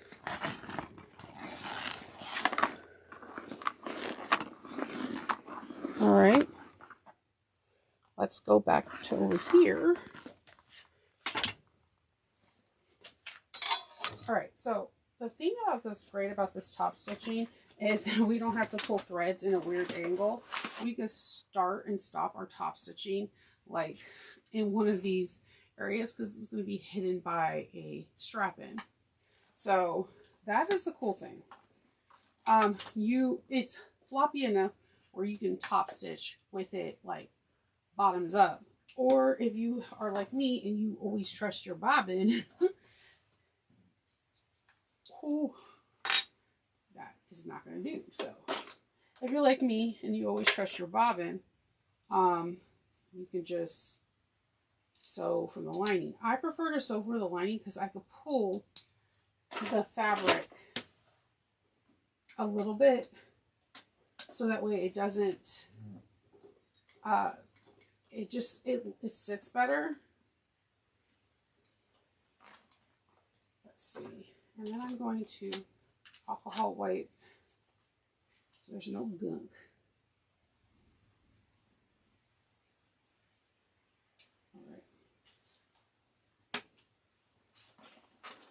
let's begin. I'm going to start at one of the strap ends.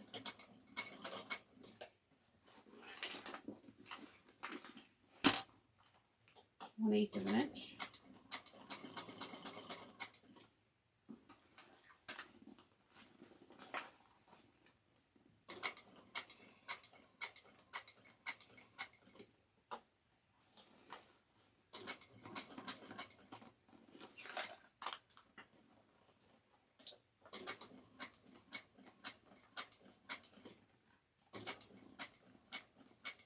Take your time. And if your machine gets a little crazy with like a DST, just take an alcohol wipe every now and again.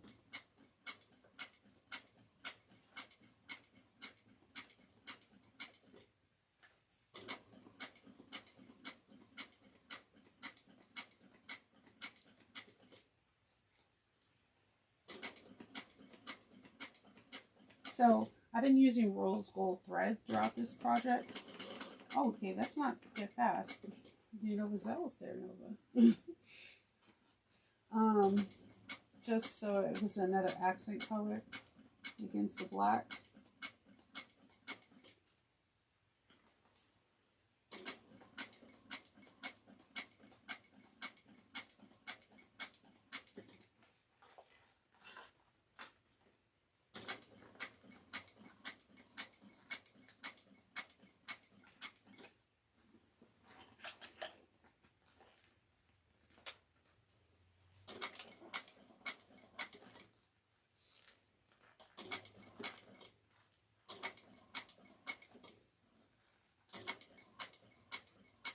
Believe it or not, next thing we're going to do is just put some hardware on and we're done.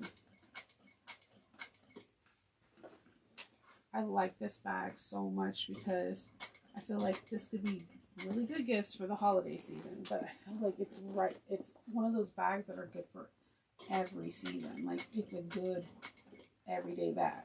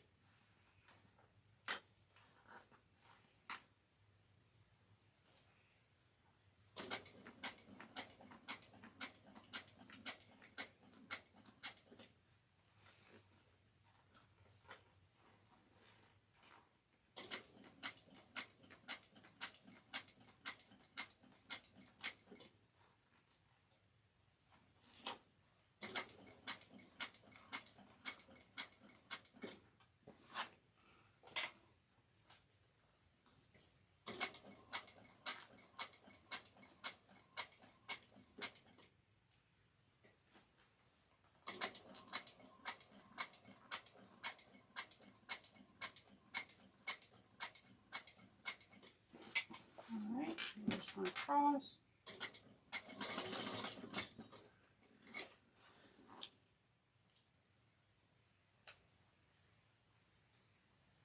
Alright.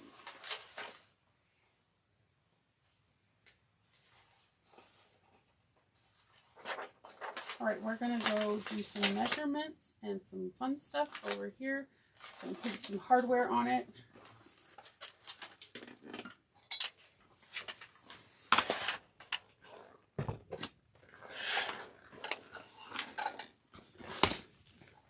press your bobbin sometimes. Get that top stitching. Ooh, there you go. Focus camera. All right. So, hardware. I'm going to be using gate rings.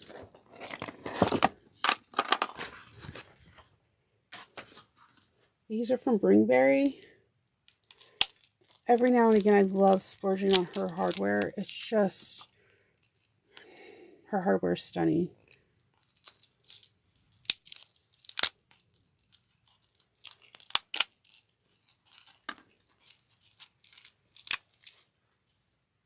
All right. So what we're going to do is we're going to fold down by 1 3/4.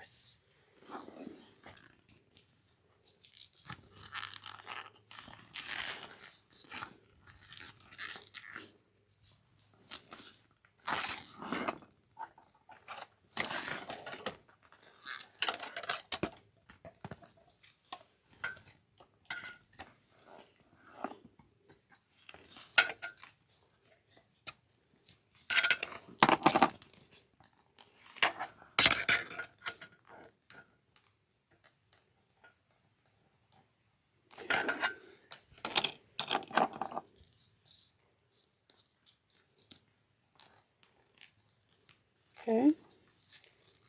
And then we're going to measure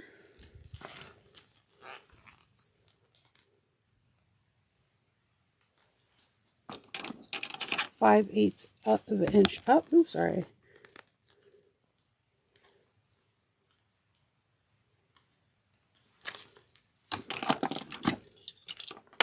And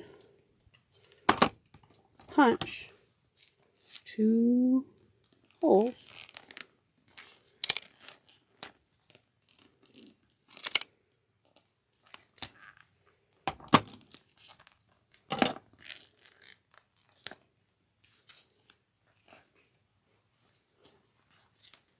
Kind of want to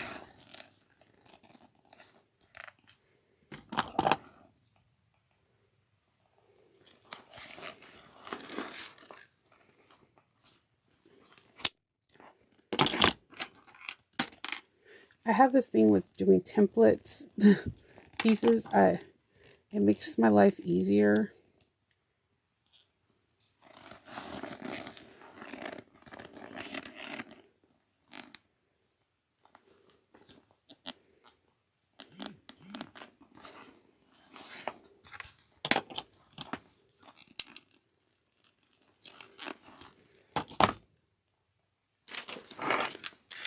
I'm going to get my rivets. I need 4 stems and 4 caps.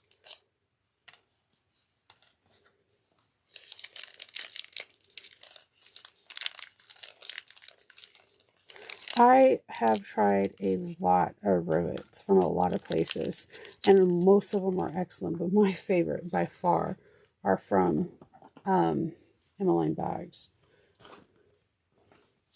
I just never really have any duds. They're always good. They're always really good.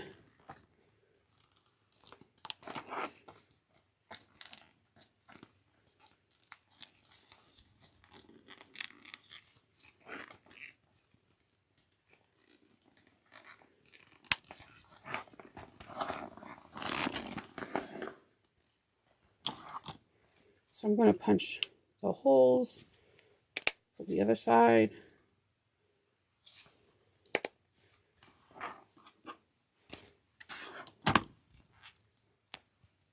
Just going to triple check the placement.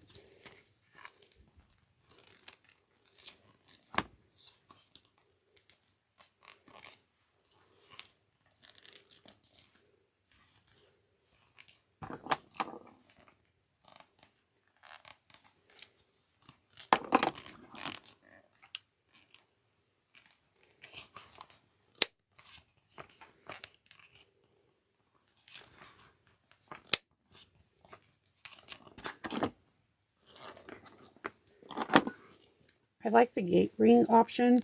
I feel like it's a very luxurious look.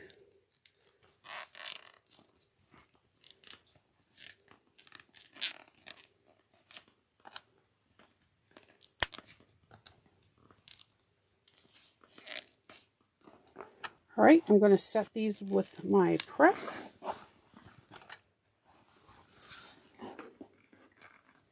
Again, you shouldn't feel, if you're doing this with a press, it shouldn't be a really big resistance. It's like 2 little like pushes.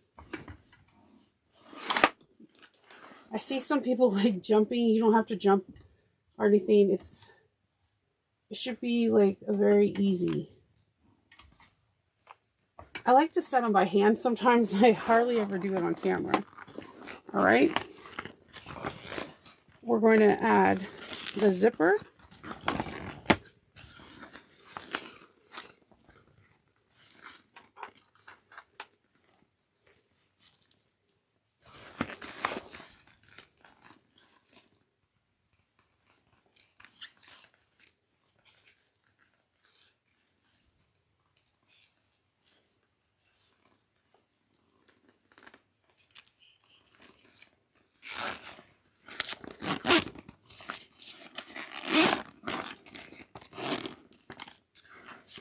Okay.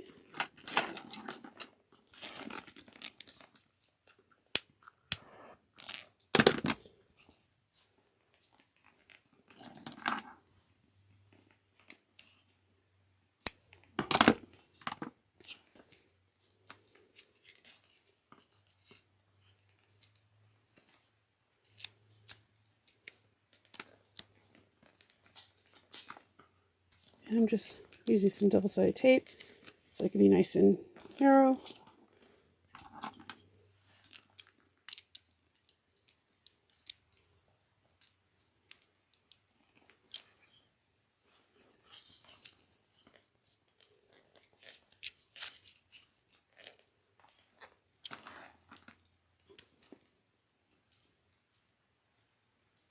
Putting a zipper in.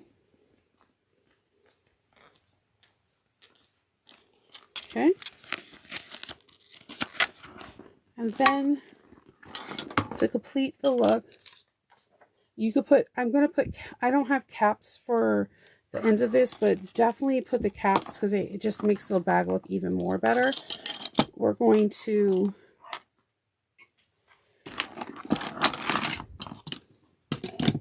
add the tassels. The tassels, you're just going to have them go straight. You're going to feed them through the hole and loop them around. And that's it. We're going to do that on the other side.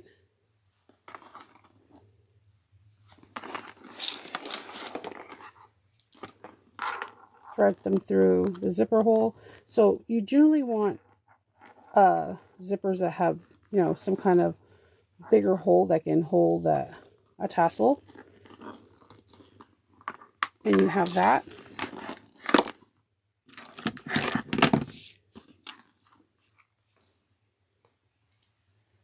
I don't know what that is. And clip on your handle and you're good to go. You're ready to go. You have this beautiful, beautiful bag. So you just got done making the Simplistic Slouch shoulder bag. I'm so curious on what materials you're going to try. And I'm so curious if you're going to get this bag. If you do decide to purchase this bag, I do have an affiliate link. And it is in the comment sections as well as in the directions in the description section. So I really appreciate you sewing along with me. And if you would like to see more Oro Rosa patterns that I have not sewn, I'm going to direct you to the playlist so you can see the countless ones that I do have. But if there's one that you haven't seen, please put a comment down below of which one you would like me to make a video next. Until we meet again, I hope you have a wonderful day. Bye.